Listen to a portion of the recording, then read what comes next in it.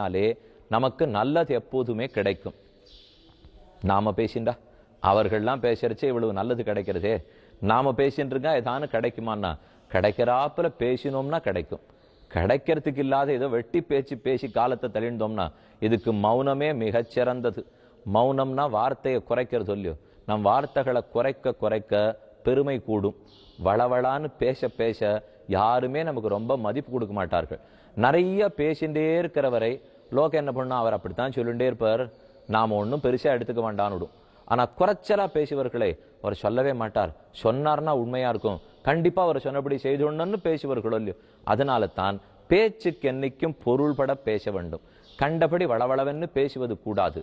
ஆனா இப்ப இவன் என்ன செய்தான், நேர்மையாக இவ்வளவு பெரிய ராஜகுமாரனா இருக்கிறவன் பொருள்பட பேசி இருக்க வேண்டும் இல்லையோ.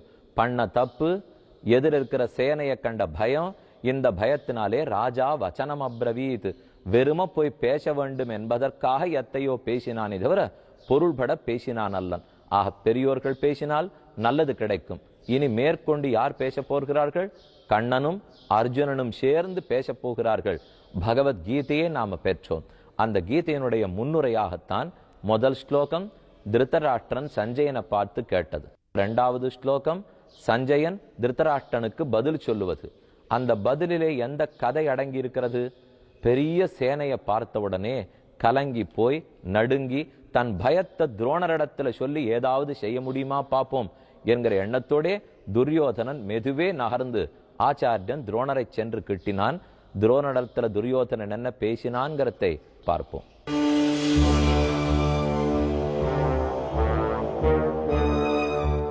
யத் பதாம்போருக தியான வித்வஸ்தாசேஷ கல்மஷः வஸ்துதாம் உபயாத்தோகம் யாமுனேயம் நமாமிதம். இது ராமானுஜர் எழுதி வைத்த ஒரு ஸ்லோகம்.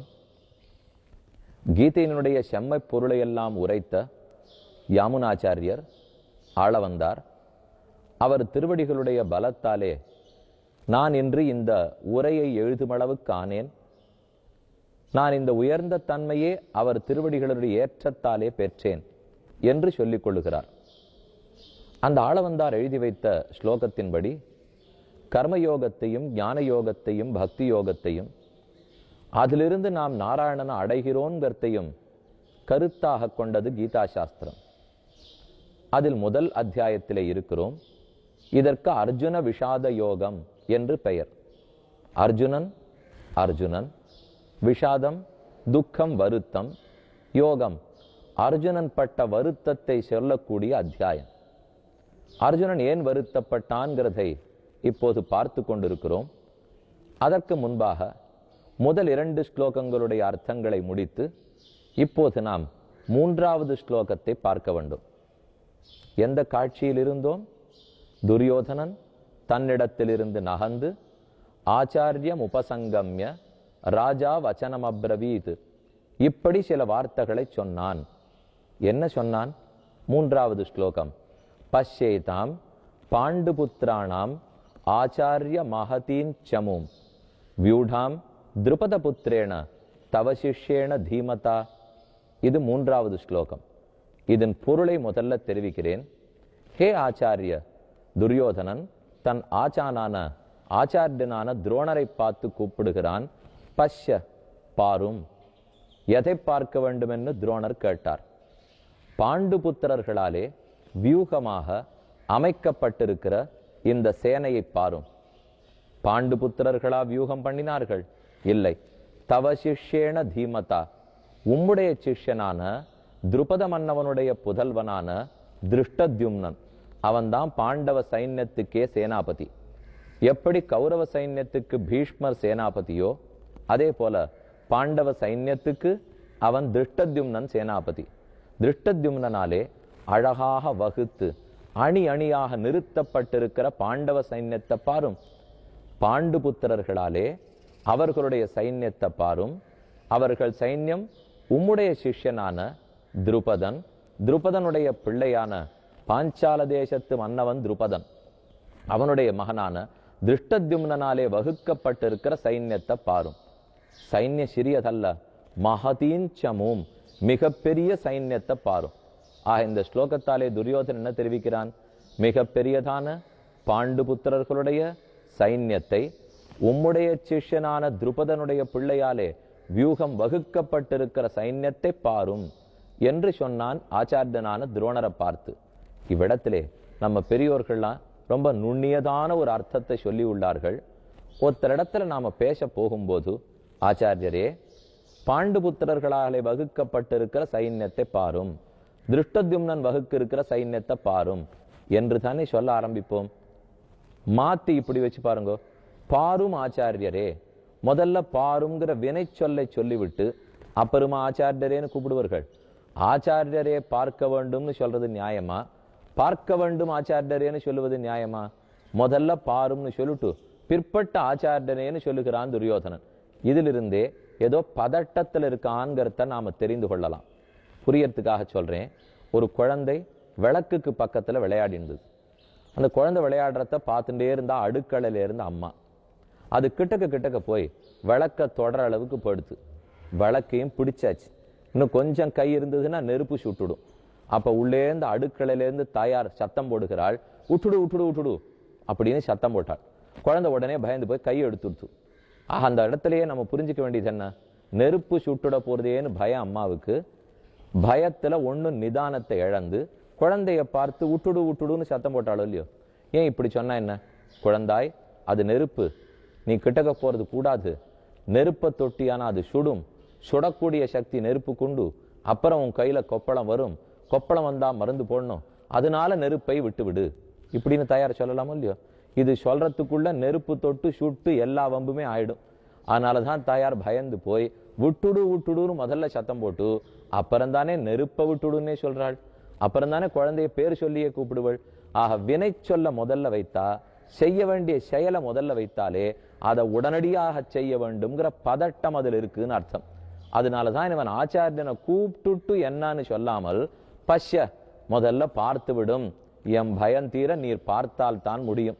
பஷ்ய ஏதாம், இந்த பாண்டுபுத்திரானாம் சைன்ய மகதீஞ்சமும், பாண்டுபுத்திரர்களுடைய பெரிய சைன்யத்தை பாரும். இந்த இடத்துல நமக்கே வேடிக்கையா தோணும்.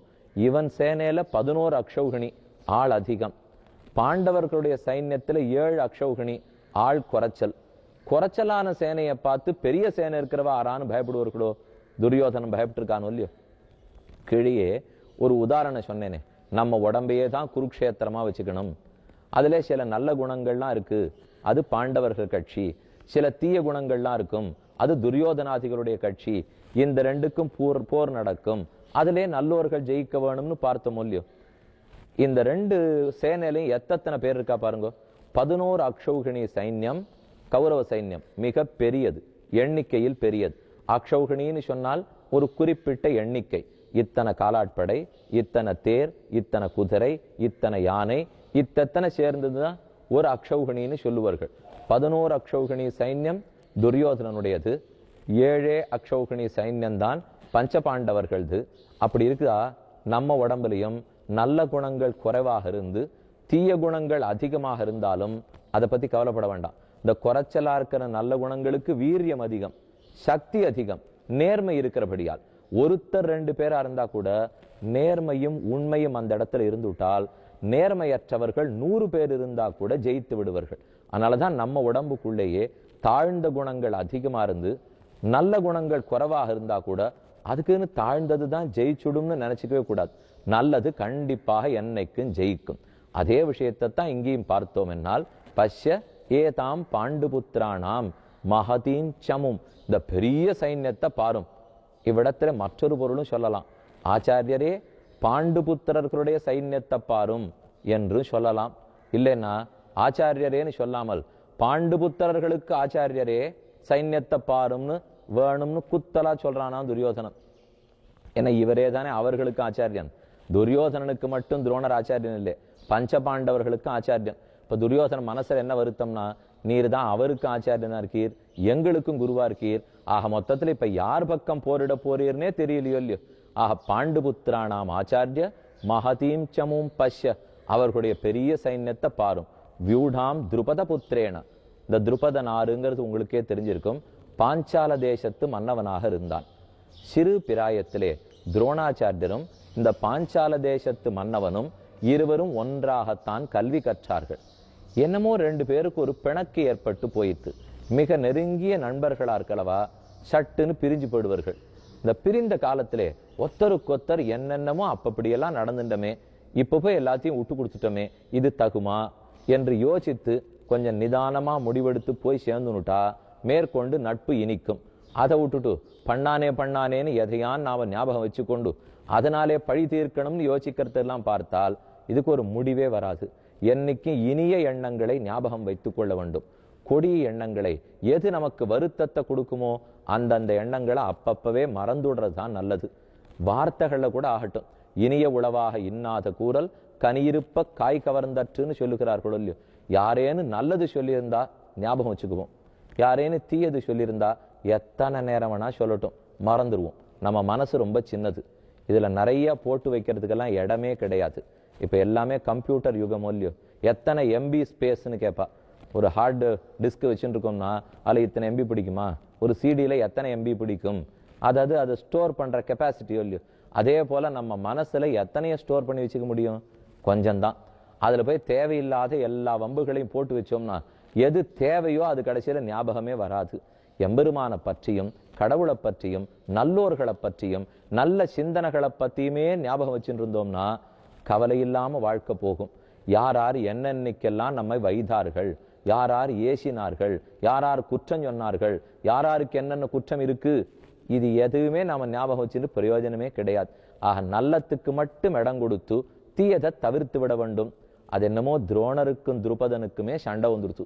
ரெண்டு பேரும் நெருங்கிய நண்பர்களாக இருந்தாலும் ஒத்தர் அவமானப்படுத்தி விட்டார்கள்னு சண்டை.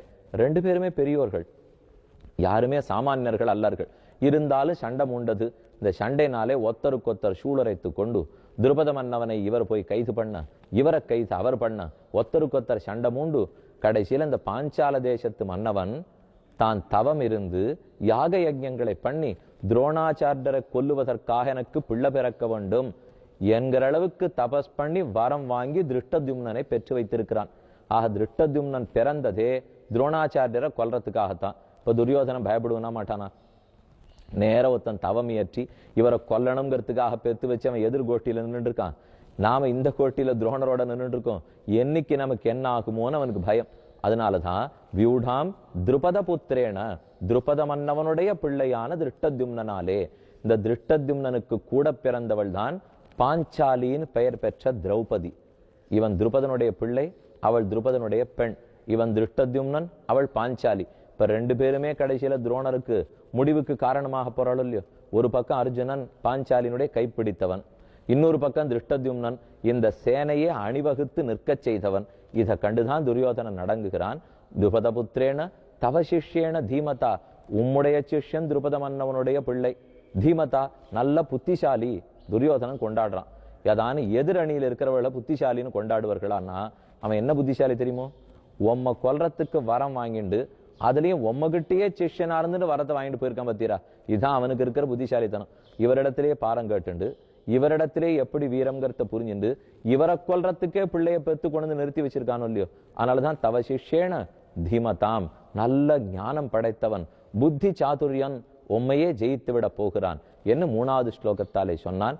பஷ்ய ஏதாம் பாண்டு புத்திராணாம் ஆச்சாரிய மகதீன் சமும் வியூடாம் திருபத புத்திரேன தவ சிஷ்யேன தீமதா. இதிலிருந்தே ஆச்சாரியனை அவசரப்படுத்தி சைன்யத்தை பார்க்க சொல்லி அவர் மூலமா ஏதானு நமக்கு வெளியில வருவதுக்கு வழி உண்டா, இந்த சிக்கல்ல இருந்து வெளியில வரலாமா என்கிற பயத்தோட போய் துரியோதனன் ஆச்சாரியனிடத்துல பேச தொடங்கினான். மேற்கொண்டு 2 பக்கத்தில் இருக்கிற சேனையில யாரெல்லாம் தலைவர்கள், பெரிய போர் புரியக்கூடிய மகாவீரர்கள் ஆறார் இருக்கிறார்கள் என்ன அவர்கள் பக்கத்தையும் சொல்லிக் கொள்ளுகிறான், தன் பக்கத்தையும் சொல்லிக் கொள்ளுகிறான். அவன் ஆறார் எங்கெங்க நின்றார்கள்னு சொன்னதை மேலே பார்ப்போம்.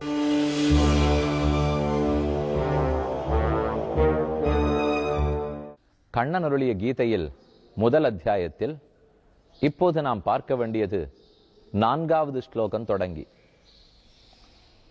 எம்பெருமான் அவதரித்தது மதுரா நகரத்தில், அவன் மறைந்து வாழ்ந்தது கோகுலத்தில்.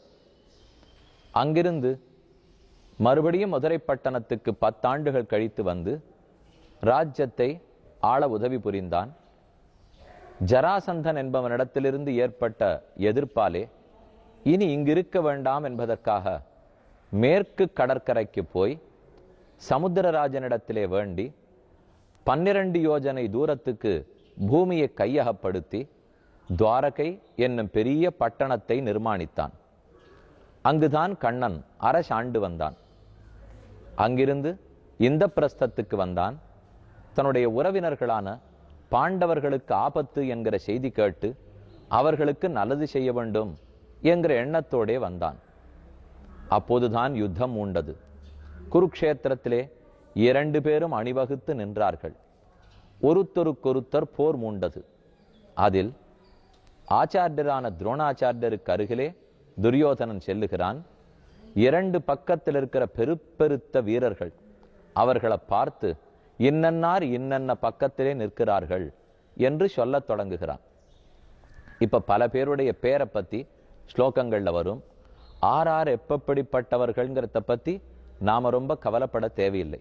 ஏன்னா அவர்களெல்லாம் அந்த காலத்திலே இருந்தவர்கள், பெரிய மன்னர்கள், பெருத்த போராளிகள். அவர்கள் ஒத்தொத்தருடைய பேரையும் இந்த பக்கத்தில் இவர்கள்லாம் இருக்கிறார்கள், அந்த பக்கத்தில் அவர்கள் இருக்கிறார்கள்னு துரியோதனன் சொல்லுகிறான். அது இப்போது நமக்கு முக்கியமல்ல.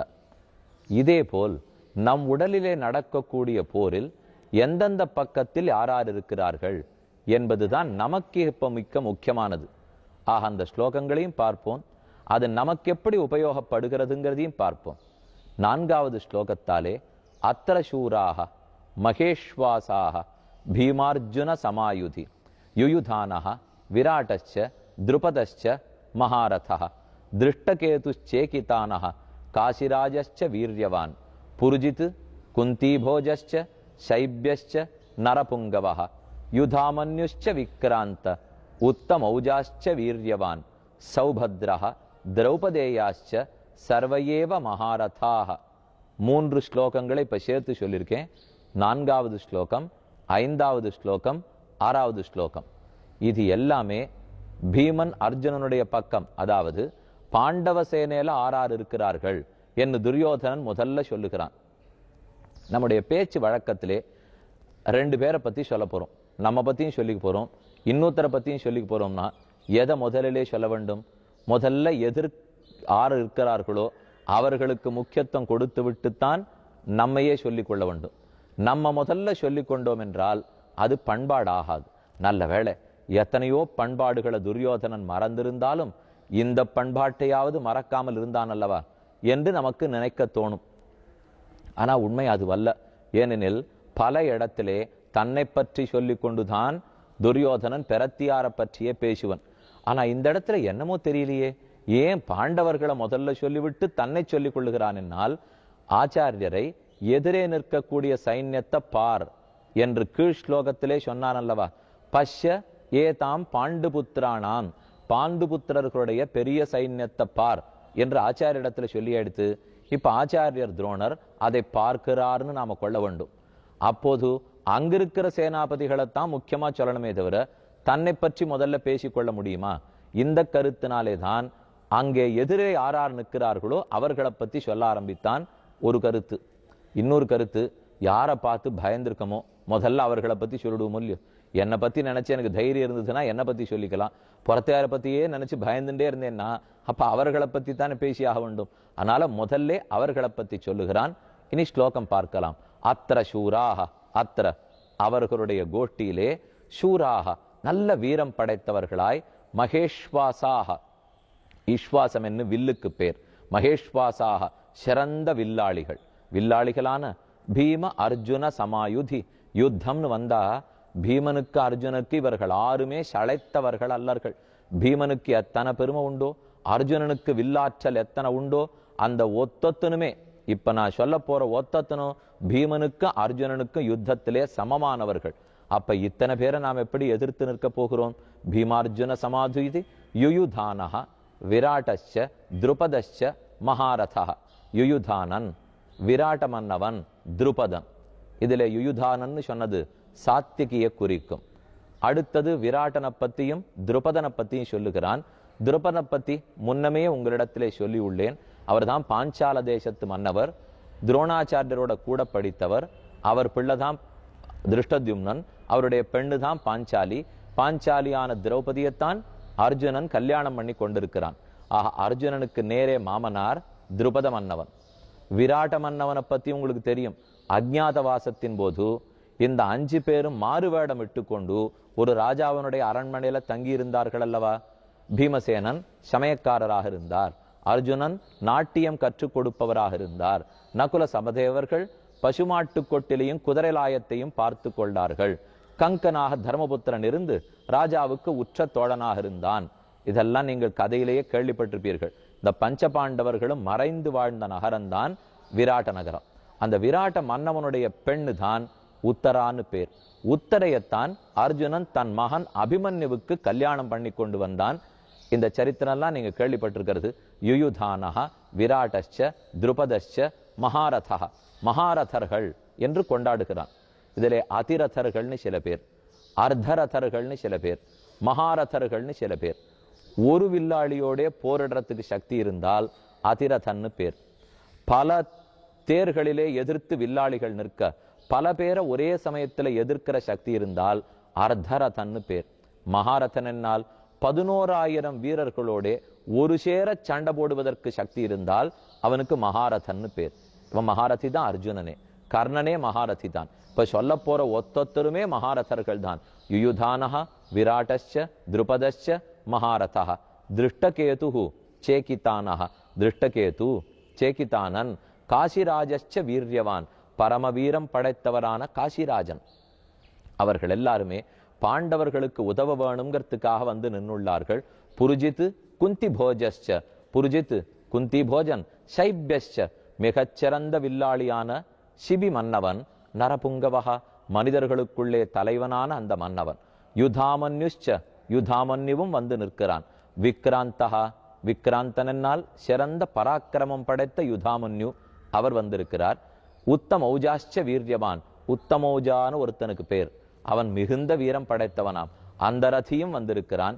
சௌபத்ரஹா, சுபத்ரையனுடைய பிள்ளைகளும் வந்திருக்கிறார்கள். சுபத்ரை என்பாள் கண்ணனுக்கு கூட பிறந்தவள். அந்த சுபத்ரைக்கும் அர்ஜுனனுக்கும் கல்யாணம் நடந்து அவர்களுடைய பிள்ளைகளைத்தான் சௌபத்ரன்னு தெரிவிக்கிறார்.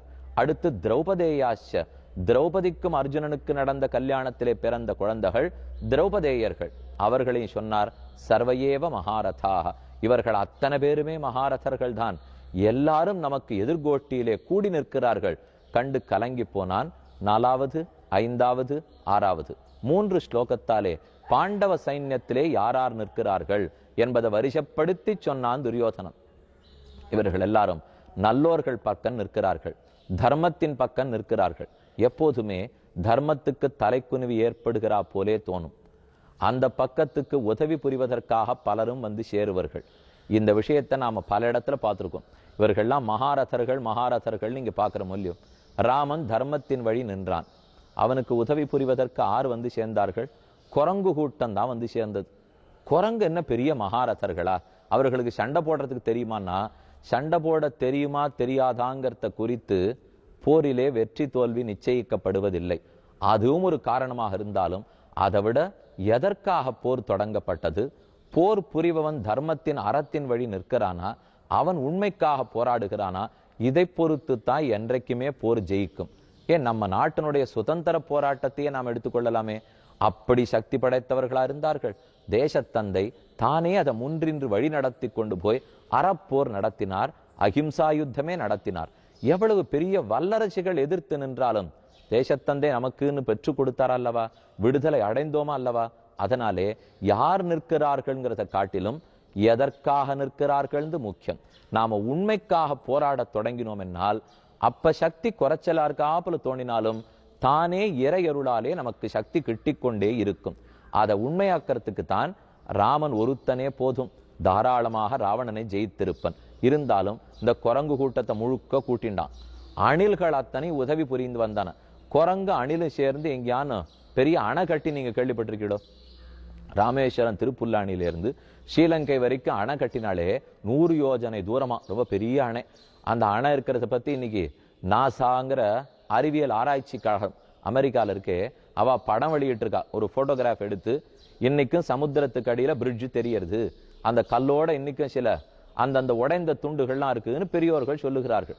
அவர்கள் எவ்வளவு தூரம் கார்பன் டேட்டிங்லாம் பண்ணி அந்த பாலம் கட்டி சுமார் 17 லட்சம் ஆண்டுகள் ஆயிருக்கும் என்று அறிவியல் ஆதாரபூர்வமா ஸ்டாட்டிஸ்டிக்ஸோட வெளியிட்டு இருக்கா. நம்ம ராமாயண கதை எவ்வளவு தூரம் உண்மைன்னு புரியறது இல்லையோ, எங்கேயோ இருக்கிறவர்கள் கூட உண்மையை ஒத்துக்கொண்டு வெளியிடுகிறார்கள். ஆக அந்த ராமாயண காலத்திலே 24,000 ஸ்லோகங்கள் பிறந்திருந்தாலும் இந்த மொத்தத்துக்கு அடிப்படை கருத்து எது? ஒரே ஒரு ஸ்லோகம் சொல்றேன், ராமாயணத்தை ஒரு நிமிஷத்துல ஞாபகம் வச்சுக்கலாம். யாந்தி நியாய பிரவருத்தஸ்ய திரியஞ்சோபி சகாயதாம் அபந்தானந்து கச்சந்தம் சோதரோபி விமுஞ்சதி. நேர் வழியிலே ஒருத்தன் நடந்தால் அவனுக்கு குரங்குகள் கூட உதவி புரியும். ஒருத்தன் நேர்மையற்ற வழியிலே நடந்தால் கூட பிறந்த தம்பியே விட்டு விட்டு போய்விடுவான். இவ்வளவுதான் ராமாயண கதை. நீங்க எவ்வளவும் கஷ்டப்பட்டு புரிஞ்சுக்க வேண்டிய தேவையே கிடையாது. ராமன் நேர் வழியிலே நடந்தான், குரங்குகள் கூட உதவி புரிந்தன. ராவணன் தப்பு வழியிலே நடந்தான், கூட பிறந்த தம்பி விபீஷணனே கைவிட்டு விட்டு போனான். இந்த ரெண்டையும் ஞாபகம் வச்சுட்டு அதன் வழி நடந்தால் போதாதோ? அதனால யார் உதவிக்கு வரா? நம்ம பக்கத்துல பெரிய வீரர்கள் இருக்கார்களா இல்லையா? ஜெயிப்பமா மாட்டமா? இது இத்தனையுமே முக்கியமில்லை. நம்ம இடத்துல உண்மை இருக்கிறதா? திருடு இல்லாமல் இருக்கிறோமா? நேர்மையாக இருக்கிறோமா? உயர்ந்த ஒரு கருத்துக்காக, உயர்ந்த கொள்கைக்காக போராடுகிறோமா? இதை பத்தி நாம ஞாபகத்துல கொண்டிருந்தாலே நமக்கு வெற்றி நிச்சயம் கிட்டும். இதைத்தான் ராமாயண கதையிலேருந்து தெரிஞ்சுக்கிறோம். இதைத்தான் இங்க இருக்கிற கதையிலேருந்து தெரிஞ்சுக்கிறோம். ஏனெனில் இத்தனை பேரை மகாரதிகள்னு துரியோதனன் கொண்டாடுறானே, மொத்த பேர் சேர்ந்தாலும் ஒரு பீஷ்மருக்கு நிகராக மாட்டார்கள், ஒரு துரோணருக்கு நிகராக மாட்டார்கள். இப்பேற்பட்ட வீரர்களை தம் பக்கத்துல வச்சிருந்து அப்படியும் துரியோதனன் பயப்படுகிறான் என்னால் உள்ளுக்குள்ள இருக்கிற குற்ற உணர்ச்சி தானே காரணம். நாம தப்பு பண்ணிட்டோம்ங்கிறது தானே காரணம். இப்ப நாம ஏதோ வீட்டுக்குள்ளேருந்து வெளியில வந்தோம், ஒரு பொருளை மறந்து போய் உள்ள வச்சுட்டு வந்துட்டோம். சட்டுன்னு சாவியை கொடுத்து போய் திறந்து எடுத்துன்னு வர சொல்லணும். நாமே திரும்ப போறோம், சாவியை போட்டோம், தரப்போம், சரியா பொருளை எங்க விட்டுட்டு வந்தோமோ எடுத்துன்னு வந்துருவோம்.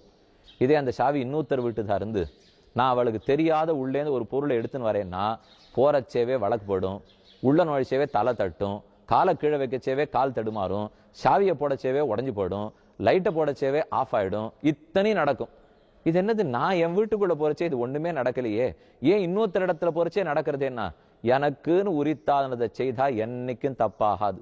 அதை மாற்றி நேர்மையற்ற தன்மையோட எதை நாம செய்ய முற்பட்டாலும் அதன் பலன் அனுபவித்துத்தான் ஆகணும். அதனாலதான் எதிரில் நின்ன இத்தனை வீரர்களும் ஒன்னொன்னாக துரியோதனனுக்கு கண்ணில் பட வரிசையா 3 ஸ்லோகத்தாலே ஆச்சாரியரே துரோணரே அந்த சைன்யத்துல யார் யார் இருக்கிறார்கள்னு பாரும் என்ன அந்த பக்கத்தை சொன்னான். இனி தன் பக்கத்தை என்ன சொல்லிக் கொண்டான்கிறதை மேலே நோக்குவோம்.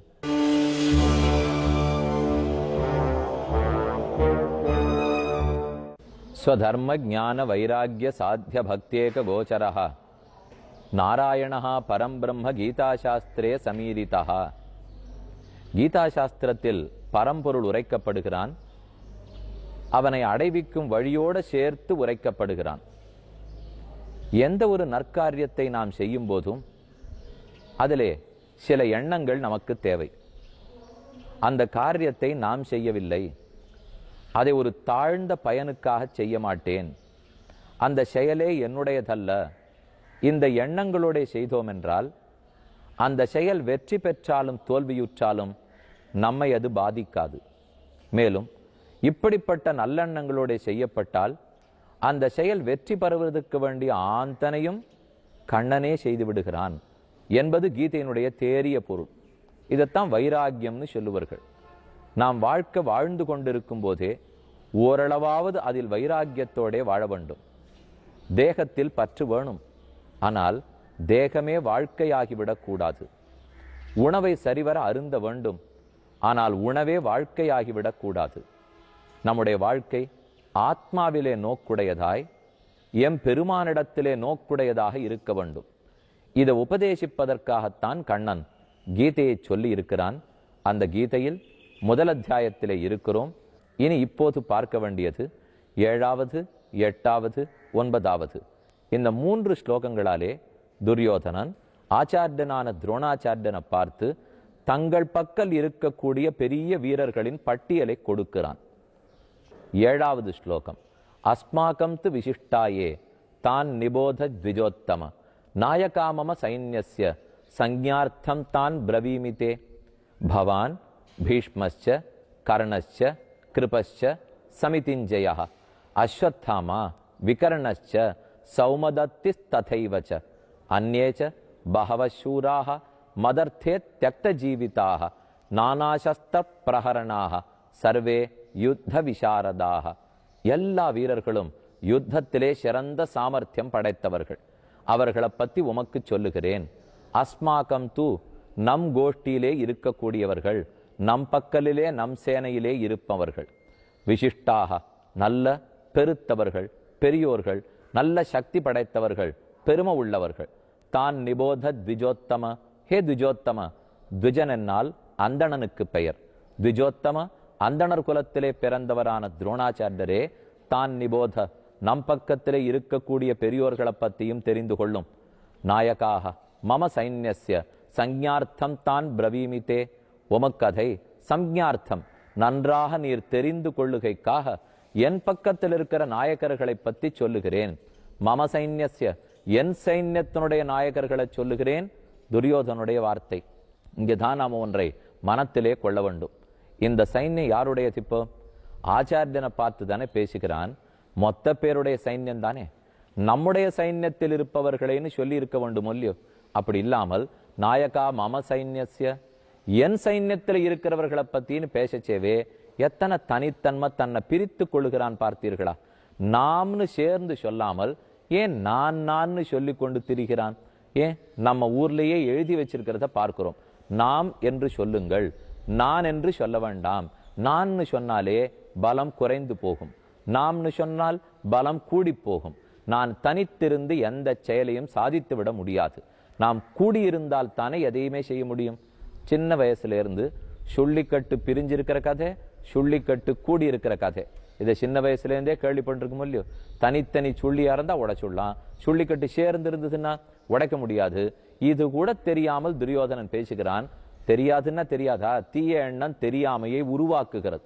அவனுக்கு தெரியும், அவன் ஒன்றும் படிக்காதவன் அல்ல, வீரன் அல்லாதவன் அல்ல, வீரன்தான், படித்தவன் தான். இருந்தாலும் ஆசை ஆரை விட்டது சொல்லுங்கள். தேவையற்ற அரசியலே ஏற்பட்ட பற்றாலே தெரிந்த விஷயத்தை கூட விட்டு கொடுத்து பேசுகிறான்.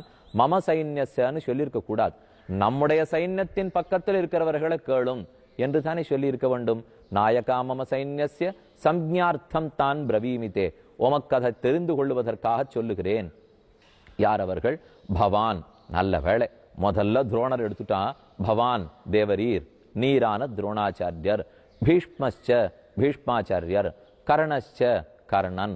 கிருபஸ்ச கிருபாச்சாரியர். சமிதிஞ்சய எப்ப சண்டைக்கு சென்றாலும் வெற்றி பெற தரக்கூடியவரான அஸ்வத்தாமா. அஸ்வத்தாமா துரோணருடைய பிள்ளை. ஆக துரோணரை சொன்னான், பீஷ்மரை சொன்னான், கிருபரை சொன்னான், கர்ணனை சொன்னான். இதிலே துரோணரையும் பீஷ்மரையும் சொல்லிட்டு அடுத்தது கர்ணன் எடுத்துட்டான் இல்லையோ? அது சரியா? அவரை காட்டிலும் மூத்தோர்கள்லாம் இந்த சைன்யத்தில் இருக்கிறச்சே அடுத்தது கர்ணன் எடுத்து சொல்லலாமோ? நேற்று தானே வந்தவன் நமக்கு தோணும். அவனை பொறுத்த வரைக்கும் நேற்று வந்தவனா இருந்தாலும் துரியோதனனுக்குன்னு தோள் கொடுக்கக்கூடியதுல முதல்ல ஆறுன்னு பார்த்தால் கர்ணன். ஏன்னா மற்ற பேருக்கெல்லாம் பாண்டவர்கள் பக்கத்திலையும் ஆசை, இவன் பக்கத்திலையும் ஆசை. அந்த மாதிரி இருக்கிறவர்களை நம்பி ஜெயிக்க முடியுமா? அதனாலதான் கர்ணன் இவர்களுக்குன்னே இருக்கிறானோ இல்லையோ? அடுத்தது கர்ணனை சொன்னான். கிருபஸ்ச சமிதிஞ்சயா. கிருபாச்சாரியர், எப்போதும் ஜெயிக்கக்கூடிய அஸ்வத்தாமா.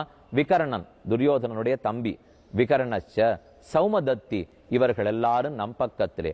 அந்நேச்ச பகவசூராக. இவர்கள் மட்டுமல்ல, இன்னும் பல சூரர்களும் இருக்கிறார்கள். அந்நே வேறே, பகவஹா நிறைய, சூராக சூரர்கள்.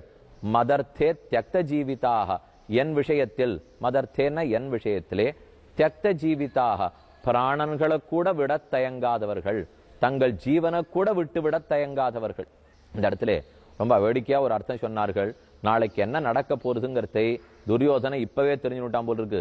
எனக்காக பிராணன்களை விட போகும் அவர்கள் அப்படின்னு சொல்ல வாய் வந்தது.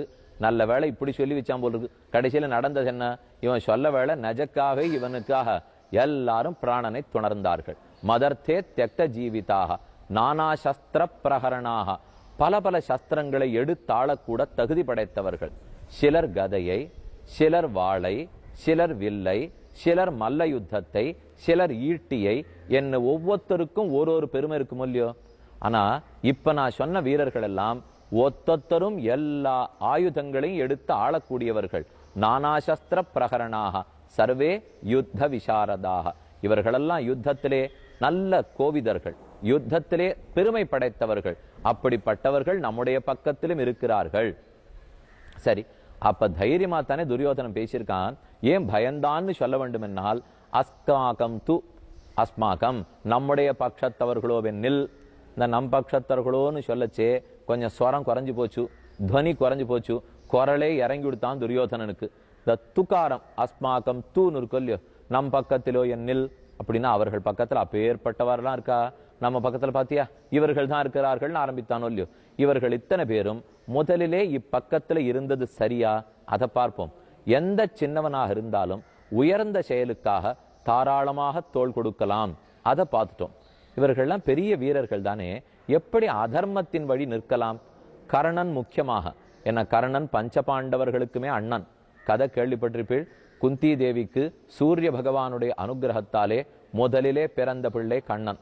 அப்ப அவளுக்கு கல்யாணம் ஆயிருக்கலே, அதனாலதான் பயந்து போய் ஆற்று நீரிலே விட ராதேயனாக வளர்ந்தான். ஒரு தேரோட்டி எடுத்து கர்ணனை வளர்த்து வந்தான். அந்த கர்ணன் அர்ஜுனன் ஒரு வில்லாளி என்னால் அவனுக்கு சமமான வில்லாளி தான் கர்ணனும். ஏன் கர்ணன் பின்ன தோத்து போனான், முடிந்து போனான்னா அதர்மத்தின் பக்கல் நின்னான் அல்லவா. இப்ப ரெண்டு கதாபாத்திரத்தை எடுத்துப்போம். ஒன்று விபீஷணன், இன்னொன்று கர்ணன். ஒன்று ராமாயண கதை, ஒன்று மகாபாரத கதை. விபீஷணன் சிறந்த போராட்ட வீரன்தான், ராவணன் பக்கத்திலே இருந்தான். கர்ணனும் சிறந்த போராளிதான், அவன் துரியோதனன் பக்கத்திலே இருக்கிறான். இந்த ரெண்டு பேருக்கும் ஒரு சந்தர்ப்பம், தர்ம சங்கடம் ஏற்பட்டது. இப்படி போகணுமா அப்படி போகணுமான்னுட்டு ராவணனுக்கு எத்தனையோ தூரம் உபதேசம் பண்ணி பார்த்தான் விபீஷணன். சீதையை நீ தூக்கின் வந்தது தப்பு, திரும்ப கொண்டு போய் ராமனிடத்திலேயே ஒப்படைத்து விடுவாய். அப்ரவீது பருஷம் வாக்கியம் ராவணா காலச்சோதிதா சுனிவிஷ்டம் ஹிதம் வாக்கியம் உக்தவந்தம் விபீஷணம். வால்மீகி ராமாயணத்தில் தெரிவித்தார். நல்ல வார்த்தையா விபீஷணன் சொல்றான், ஆனா அவன் காதல் அது ஏறலையே. அவனுக்கு காலம் சரியில்லை, நேரம் சரியில்லைன்னா நல்லோர்கள் வார்த்தை காதல ஏறாது. நம்ம காதை ஏதோ பஞ்சு வச்சு அடைச்சுனுட்டா போலே, பெரியோர்கள் சொன்னா கேட்கறது இல்லேன்னு வச்சுனுட்டோம்னா அப்ப நமக்கு தீயது நடக்க போறதுன்னு தான் அர்த்தம். ராவணனுக்கும் காலம் கெட்டு போயிட்டு, அதனாலே விபீஷணன் வார்த்தை கேட்கல. நீ இந்த குலத்துக்கே கோடரி காம்பு, வெளியே போ அப்படின்னு கதவடைத்து தள்ளினான். உடனடியாக விபீஷணன் ஒரு முடிவெடுக்க வேண்டும். செஞ்சோற்று கடனுக்காக, கூட பிறந்தவன்கிறதுக்காக ராவணனோட கூடவே இருக்கணுமா, அல்லது விட்டுட்டு ராமன் பக்கத்துல போயிடலாமா? இந்த ரெண்டும் தர்ம சங்கடத்திலே சிக்கி கொண்டான். ஆராய்ந்து பார்த்தான். ராவணன் பக்கத்தில் இருக்கிறத காட்டிலும் ராமன் பக்கத்திலே செல்வதுதான் சரி என்று உடனே ராஜ்யத்தை துறந்தான். தியக்த்வா புத்திராம்ச தாராம்ச என்று எல்லாவற்றையும் துறந்து ஆஜகாம முகூர்த்தேன எத்தர ராம சலக்ஷ்மணா, ராமன் இருக்கும் திருப்புல்லாணி கரைக்கு வந்து சேர்ந்தான். இந்த கதை உங்க எல்லாருக்கும் தெரியும். ஆக அவன் செஞ்சோற்று கடனை பார்க்கல, ராமனைத்தான் பார்த்தான். விபீஷணன் அக்கறையிலேருந்து இக்கரைக்கு வந்துட்டான். அதோட இப்ப ஒப்பிட்டு பாருங்க. இந்த பக்கத்துல கர்ணன் இருக்காரோ இல்லையோ, கர்ணனுக்கும் ஆறுங்கிறது தெரிஞ்சு போச்சு, எது தர்மம்ங்கிறதும் தெரியும். அப்ப உடனே இக்கரையில இருந்து அக்கறைக்கு மாறி இந்த கோஷ்டியிலேருந்து அந்த கோஷ்டிக்கு போய் அந்த பக்கத்துல சேர்ந்து சண்டை போட்டிருக்கணுமா இல்லையா? ஆனால் அவன் செஞ்சோற்று கடனை பார்த்தான். செஞ்சோற்று கடனை பார்த்து, நேர்மையை பார்த்து, கைவிட்டுடக்கூடாதுன்னு பார்த்து இந்த பக்கத்திலேயே இருக்கிற கர்ணன் பண்ணது சரியா, அல்லது ராமன் தார்மிகன், அவன்தான் தர்மத்தின் வழி நிற்கிறான், அவன் பக்கத்துல போறதுதான் சரி, இதுல உற்றார் உறவினர்கள்ங்கிறது பார்ப்பதே கூடாது என்ன விபீஷணன் முடிவெடுத்தது சரியா? இந்த ரெண்டு முடிவுல எது சரின்னு பார்த்தோம்னா, சாதாரண நிலையிலே கீழ்நிலையில இருக்கும் பார்க்கும்போது கர்ணன் பண்ணினது சரியான முடிவுதான். ஆனா தர்மமா அதர்மமாங்கிற கேள்வி வரும்போது நாம் உற்றார் உறவினர் மாறாமல் இருக்க வேண்டும்ங்கிற எண்ணத்தோட நின்னுட்டோம்னா அப்ப எதற்காக பிறவி எடுத்தோமோ அதுவே குற்றமாக போகும். உற்றாரும் உறவினரும் தர்மம் இருக்கும் வரையில் தான், நேர்மை இருக்கும் வரையில் தான். நேர்மையற்ற தன்மையோட யார் நடந்து கொண்டாலும் அவர்களுக்கு நான் உண்மையாக உழைப்பேன்னு சொல்லுவது அது நியாயமே அல்ல, நீதியும் அல்ல. அதைத்தான் கண்ணன் முக்கியமா கீதை முழுக்க சொல்ல பார்த்தான். ஆனா ஏனோ அது கர்ணனுடைய காதுக்கு மட்டும் எட்டாமலே போயித்து. ஆக விபீஷணன் பண்ணினதுதான் சரியே தவிர ஒரு நாளும் கர்ணன் பண்ணது சரியாகாது. இவர்கள் பக்கத்தில் யாரெல்லாம் நின்றார்கள் என்று தெரிவித்தான். கர்ணன் மகாவீரன், தான வள்ளல், கொடைக்கென்றே பெயர் பெற்றவன்.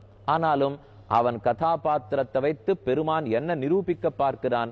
என்னவிருந்தாலும் எங்கு தெய்வம் இருக்குமோ, எங்கு நேர்மை இருக்குமோ, எங்கு தர்மம் இருக்குமோ அந்த பக்கத்துல தான் நாம தேர்ந்தெடுத்து நிற்க வேண்டுமே தவிர தவறாக தேர்ந்தெடுக்க கூடாது என்பதைத்தான் இங்கிருந்து நாம தெரிந்து கொள்கிறோம். ஆக இந்த 3 ஸ்லோகங்களால் 7, 8, 9 ஸ்லோகங்களாலே துரியோதனன் பக்கத்தில் இருக்கிற மகாரதிகள் எல்லாம் ஆர் என்று பார்த்தோம். இனி இதற்கு மேலே நிஜமான பயத்தோடே தன் உள்ளத்தில் இருந்த பயத்தை வெளிப்படுத்தி துரியோதனன் ஆச்சாரியர் துரோணனிடத்திலே பேசுகிறான். மேலே நோக்குவோம்.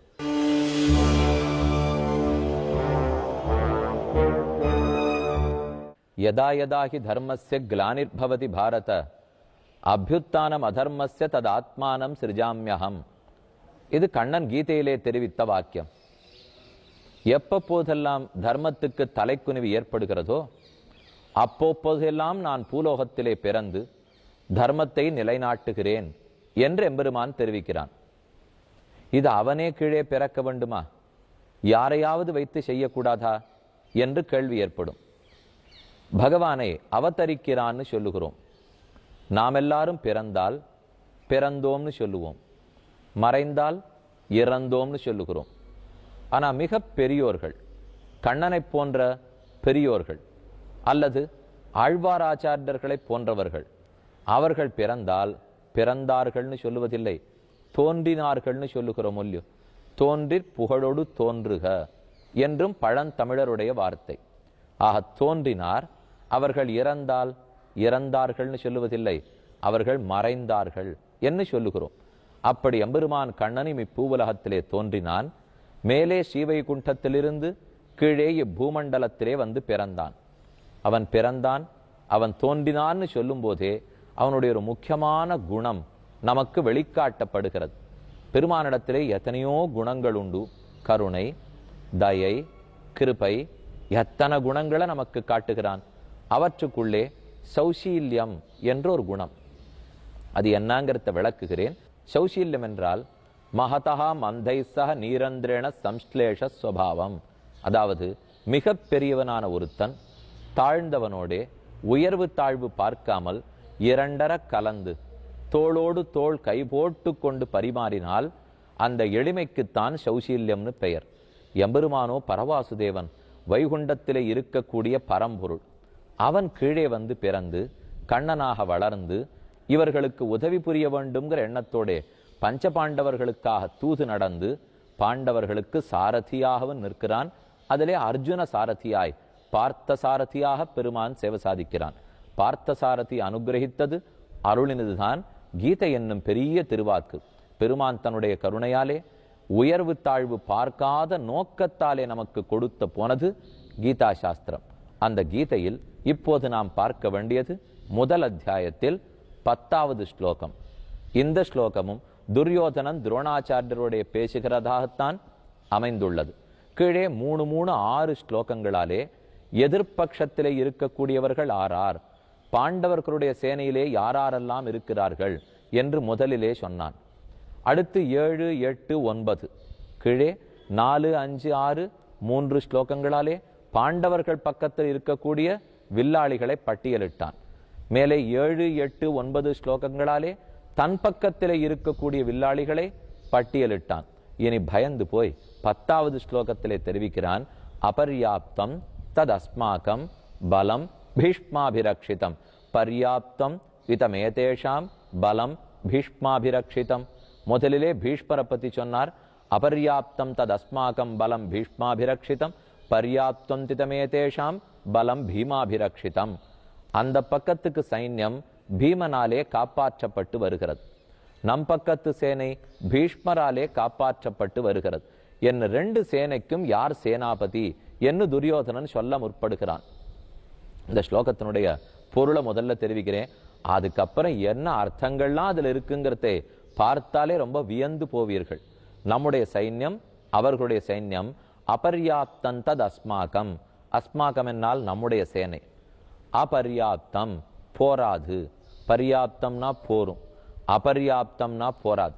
அபர்யாப்தம் தத் அஸ்மாகம் பலம் பீஷ்மாபிரக்ஷிதம்.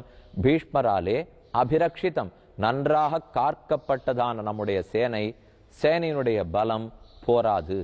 இவன் சேனைதான் 11 அக்ஷௌகிணி சேன்யம், இவன் சேனைதான் பெருசு.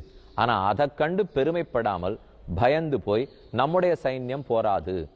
உடனே துரோணர் பார்த்தார், அப்ப அவர்கள் சைன்யத்தை பத்தி என்ன சொல்ல போகிறான்? பர்யாப்தம் திதமேதேஷாம், அவர்களுடைய சேனையோவென்னில் பர்யாப்தம் போரும், பலம் பீமாபிரக்ஷிதம், பீமனாலே ரட்சிக்கப்பட்ட அவர்களுடைய சைன்யம் போரும் என்று சொல்லுகிறான் துரியோதனன். போருங்கிறான், போராதுங்கிறான். போதுங்கிறதுக்கும் போதாதுங்கிறதுக்கும் என்ன அர்த்தம்? இப்போ தன்னுடைய சைன்யத்தை போதாதுன்னுட்டும் அவர்களுடைய சைன்யத்தை போதும்னு சொல்லுகிறான் இல்லையோ? உள்ள இருக்கிறது தானே வெளியில வரும், அகத்தின் அழகு தானே முகத்தில் தெரியும். உள்ளுக்குள்ள துரியோதனனுக்கு பயம், அந்த பயத்தோட பேசுறான்.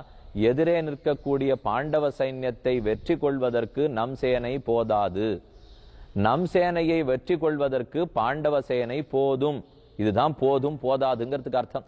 நம்முடைய சைன்யம் போதாதுன்னு சொன்னால் அப்ப வெற்றி பெறறதுக்கு போதாதுன்னு அர்த்தம். அவ சேனை போதும்னு சொன்னால் வெற்றி பெறுவதற்கு போதும்னு அர்த்தம். இத்தனைக்கும் எண்ணிக்கையில பாட்டா இவனுடைய சேனை தான் பெருசு, இருந்தாலும் பயந்து போய் பேசுகிறான் அல்லவா? இவன் பயந்திருக்கான்ங்கிறது இந்த ஸ்லோகத்திலே ஒரு சொல்லை பார்த்தாலே தெரிஞ்சு விடலாம். நம்முடைய சேனை பீஷ்மராலே காப்பாற்றப்படுகிறது, எதிரி சேனை பீமனாலே காப்பாற்றப்படுகிறதுன்னு சொன்னான் துரியோதனன். இது ரொம்ப தப்பான ஒப்புமை. இந்த ரெண்டு பேரையும் எடுத்திருக்க கூடாது. எப்ப தன்னுடைய சைன்யத்திலே பீஷ்மர்னு சொல்லிட்டானோ அப்ப அவர்கள் சேனையில யார் பேரை சொல்லியிருக்கணும்? பீஷ்மரத்தான் மூத்தவர் அப்படின்னு துரியோதனுடைய அபிப்பிராயமா இருந்தா அந்த சேனையில யார் மூத்தவன்? பஞ்சபாண்டவர்களுக்குள்ளே தர்மபுத்திரன் தானே மூத்தவன்.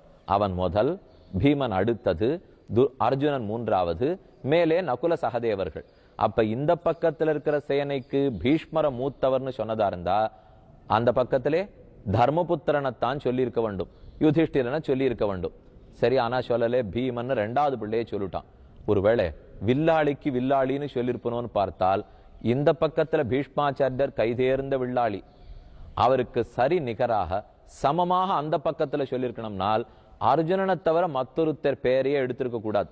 வில்லாளிக்கு வில்லாளின்னு சொல்லணும்னா பீஷ்மரையும் அர்ஜுனனையும் சொல்லியிருக்கணும். மூத்தவனுக்கு மூத்தவன் சொல்லியிருக்கணும்னா பீஷ்மரையும் தர்மபுத்திரனையும் சொல்லியிருக்கணும். இல்ல ஒருவேளை சேனாபதினு சொன்னாரோ? சேனாபதி இந்த கௌரவர்களுடைய துரியோதனனுடைய பட்சத்துக்கு சேனாபதி பீஷ்மாச்சாரியர், பாண்டவர்களுடைய பக்கத்துக்கு அவர்கள் அணிக்கு சேனாபதி பீமன் அல்லன், திருஷ்டத்யும்னன் தான் சேனாபதி. இதை கீழே உங்களிடத்துல சொல்லியிருக்கேன். துருபத மன்னவனுடைய பிள்ளை திருஷ்டத்யும்னன் பாஞ்சாலியினுடைய கூட பிறந்தவன், திரௌபதிக்கு கூட பிறந்தவன், அவன் தான் எதிர்பக்கத்திலே சேனாபதி.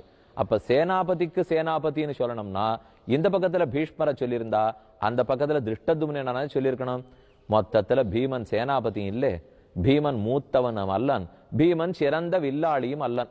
இந்த மூணுமே இல்லாத இருக்கிறச்சே இந்த பக்கத்துல பீஷ்மரை சொன்ன துரியோதனன் என்னத்துக்கு அந்த பக்கத்திலே பீமனை சொன்னான்? இது ரொம்ப முக்கியமான கேள்வி. இந்த கேள்விக்கு பதில் தெரிஞ்சுட்டோம்னா இவன் எப்படி பயந்து போய் பேசுறான் அப்படிங்கிறத நாம புரிந்து கொள்ளலாம். அதுதான் இவ்விடத்துல தெரிவிக்கிறார். அபர்யாப்தம் பர்யாப்தம் போதும் போதாதுன்னு சொன்னானே, அந்த பக்கத்துல ஏன் பீமனை சொல்லி இந்த பக்கத்துல பீஷ்மரை சொன்னார் தெரியுமோ? பீஷ்மரும் ஒரு சத்திய பிரதிஜை பண்ணியிருக்கார், பீமனும் ஒரு சத்திய பிரதிஜை பண்ணியிருக்கிறான். இவா ரெண்டு பேரும் ஒரு சத்தியம் எடுத்துட்டு இருக்கா. பீஷ்மர் பண்ண சத்தியம் உங்களுக்கு தெரியும், நான் யாரை கொன்னாலும் கொல்லுவேன், 5 பேரை மட்டும் கொல்ல மாட்டேன். இது பீஷ்மர் பண்ணிருக்கிற சத்தியம். இதே பீமன் ஒரு சத்தியம் பண்ணி வச்சிருக்கான், நான் யாரை விட்டுட்டாலும் விட்டுடுவேன், 100 பேரை மட்டும் விட மாட்டேன். இது அவன் பண்ணிருக்கிற சத்தியம். இப்ப துரியோதனம் பார்த்து பயந்து போட்டான். எங்கோட்டிக்கு யார் தலைவர் தெரியுமோ? கண்டிப்பா இந்த 5 பேரை மட்டும் ஒண்ணுமே பண்ண மாட்டேன்னு சொல்ற பீஷ்மர் தலைவர். அவா கோட்டிக்கு யார் தலைவன் தெரியுமோ? எங்க 100 பேரை மட்டும் உயிரோட விடமாட்டேன்னு சூளுரைத்திருக்கிற பீமன் தலைவன். இப்படி 2 பேரை வச்சு நான் இங்கேயான ஜெயிக்க போறேனா என்கிற எண்ணத்தோட தான் இங்க பீஷ்மரை பத்தி சொன்னவன் அந்த இடத்திலே பீமனை பத்தி சொன்னான். இல்லைன்னா யுதிஷ்டிரனையோ அர்ஜுனனையோ திருஷ்டத்யும்னனைத்தான் சொல்லி இருக்க வேண்டும். இப்ப பொருள் புரிந்து போயிருக்குமே. அபர்யாப்தம் தத் அஸ்மாகம் பலம் பீஷ்மாபிரக்ஷிதம். இந்த ஸ்லோகத்துக்கு வேறொரு மாதிரியும் பொருள் பார்க்கலாம். பர்யாப்தம் என்னால் அளவுக்குட்பட்டது, அபர்யாப்தம் என்னால் அளவில் அடங்காமல் இருப்பது. அப்படி அர்த்தம் வச்சிருந்தா நம்முடைய சைன்யம் அபர்யாப்தம், அளவில் அடங்காதது, அவர்கள் சேனை பர்யாப்தம், அளவுக்குட்பட்டது. இதுதான் உண்மையான பொருளா இருந்திருக்கணும். ஆனா இந்த பொருளை வச்சிருந்தா துரியோதனம் பெருமையோட பேசுறாப்புல ஆயிடும் இல்லையோ? நம்ம சேனை தான் அளவில் அடங்காதது, அவர்கள் சேனை அளவுக்குட்பட்டது, அப்ப நாம சுலபமா ஜெயிச்சுடலாம். இந்த இருமாப்போடனா துரியோதனம் பேசியிருக்கணும். இருமாப்பு இருந்திருந்தா இங்க பீஷ்மரை சொன்னது அங்க அர்ஜுனனை சொல்லியிருக்கணும், திருஷ்டத்யும்னனை சொல்லியிருக்கணும், இல்ல யுதிஷ்டிரனை சொல்லியிருக்கணும். பயந்து போய் பேசினபடியால தான் இந்த பக்கம் பீஷ்மரை சொல்லிட்டு அந்த பக்கத்திலே பீமனை சொல்லி வைத்தான். பீமன் பண்ணின பிரதிஜை தெரியும். 100 பேரையும் கொன்று, அதிலும் முக்கியமாக துச்சாசனனை முடித்து அவனுடைய ரத்தத்தை கொண்டு வந்து திரௌபதியினுடைய தலைமயிற்றிலே பூசி அப்பதாவ சீவி முடிப்பல். இதுதானே பீமன் பண்ணிருக்கிற சத்திய பிரதிஜை. இந்த பிரதிஜையை மனசிலே கொண்ட துரியோதனன் பயந்து போய் எங்க தலைவரோ அந்த பக்கத்தில் இருக்கிறவாளை தொடவே போறதில்லை, யாரை கொன்னாலும் அவர் தொடமாட்டேங்கிறார். அந்த பக்கத்தில் இருக்கிறவனோ எங்களை கொன்றல்லது விடமாட்டேன்னு தெரிவிக்கிறான். இவர்கள் இருவருக்கு நடுவிலே போய் நாம் சிக்கி கொண்டோம், நாம் எப்படி ஜெயிக்க போகிறோம் என்று துரோணரை பார்த்து சொல்லிட்டு இருக்கான். சொல்றதெல்லாம் துரோணரை பார்த்து தான். ஆனா யார் கேட்கணும்னு ஆசைப்படுகிறான் தெரியுமா? பீஷ்மர் காதல படணும்னு தான் இத்தனை வார்த்தையுமே. ஏன்னா அவர் என்ன பண்ணுவார் துரோணர்? இப்போ இது இத்தனையும் அவர் பண்ணதல்ல, பீஷ்மாச்சாரியர் தான் இவ்வளவு நாட்களாக காத்து வந்திருக்கிறார். அவர் தான் தாத்தா துரியோதனனை பொறுத்த வரைக்கும் துரோணாச்சாரியர் வந்து சேர்ந்தவர். பீஷ்மருக்கு காதல படணும், அவர் பண்ணிருக்கிற சத்தியம் எப்படி இருக்குன்னு தெரிஞ்சுக்கணும், பீமன் பண்ணின சத்தியமும் புரியணும், இந்த 2 பேரும் மனசை மாத்திக்கணுங்கிறதுக்காகத்தான் இந்த வார்த்தையெல்லாம் துரோணரிடத்துல சொல்றாப்புலே பீஷ்மருக்கு சொல்லிட்டு இருக்கான். என் நேரையே பீஷ்மரை பார்த்து சொல்லிடக்கூடாதுன்னா பயந்தான். பீஷ்ம பிதாமகர் இல்லையோ, பெருத்த வில்லாளி வேற. என்னமோ அவரை ஒரு மாதிரி பேசி சரி கட்டி வைத்திருக்கிறானே தவிர அவருக்கு கோபம் வந்தா நாடு கூட தாங்காது. அவரை தம் பட்சத்துல ஜாகிரதையா பாதுகாத்துக்கணுங்கிறதுக்காகத்தான் பீஷ்மரை பார்த்து இந்த வார்த்தைகள்லாம் சொல்லணும். சொல்லாமல் மறைத்த ஆச்சாரியவர்களான துரோணரை பார்த்து தெரிவிக்கிறான். அபர்யாப்தம் ததஸ்மாகம் பலம் பீஷ்மாபிரக்ஷிதம் பர்யாப்தம் திதமேதேஷாம் பலம் பீமாபிரக்ஷிதம் என்று பீமனை கண்டு பயந்தே பேசினான். துரியோதனன் பீமனை விட சிறந்த கதாயுத்தம் தெரிந்தவனாக கூட இருந்திருக்கலாம். பீமனாகட்டும் துரியோதனாகட்டும் 2 பேருமே பலராமனுடைய சிஷ்யர்கள். கண்ணனுடைய கூட பிறந்த அண்ணன் பலராமன் அல்லவா? இந்த பலராமனுடைய சீடர்கள் தான் 2 பேரும். இருவருமே கதை போட்டி தெரிந்து கொண்டது, எப்படி யுத்தம் பண்ணணும்னு தெரிந்து கொண்டது பலராமனிடத்திலிருந்து தான். கடைசி யுத்தத்தும் போது பலராமனே பார்க்க வந்தார். 18வது நாள் போர் முடிந்து துரியோதனனுக்கும் பீமனுக்கும் சண்டை நடந்து சொல்லியோ, இடுப்புக்கு கீழே பீமன் துரியோதனன் அடிச்சுட்டானே, அப்பதான் பலராமர் வந்து சேர்ந்தார், கோபம் கொண்டார்னு சரித்திரம். அதனாலே துரியோதனனுக்கு ஒன்றும் வீரத்துக்கு குறைவில்லை. ஆனாலும் இத்தனை தூரம் பயந்து பேசுவதற்கு காரணம் அவனிடத்தில் இருந்த குற்ற உணர்வு. குற்ற உணர்வுன்னு சொல்றதை விட குற்ற உணர்வு இருக்கணும்னா பண்ண தப்பு புரியணும், அது இன்னும் புரியல. ஆக தவறிழைத்தது தன்னையே அறியாமல் உள்ளுக்குள்ளே நடுங்க வைக்கிறது. அந்த நடுக்கத்தோடைய பயத்தோடைய தான் 10வது ஸ்லோகத்தையும் பேசினான். இப்படி இந்த பல வார்த்தைகளாலே துரோணாச்சாரியரை பார்த்து சொல்ல, இனிமேல் துரியோதனனுக்கு ஆனந்தம் ஏற்படுத்துவதற்காக, அவன் பயத்தை போக்குவதற்காக மற்ற பேர் என்ன பண்ணார்கள்ங்கிறதை அடுத்த ஸ்லோகம் முதற்கொண்டு நாம் பார்க்கலாம்.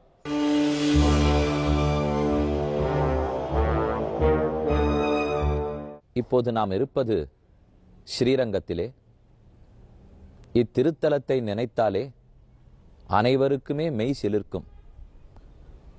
உள்ளே சயனித்து சேவை சாதிக்கிற திருவரங்கநாதன் நம் எல்லாராலும் விருப்பத்தோடே வணங்கப்படும் தெய்வம். இந்த திருத்தலத்துக்கு பல பெருமைகள் உண்டு.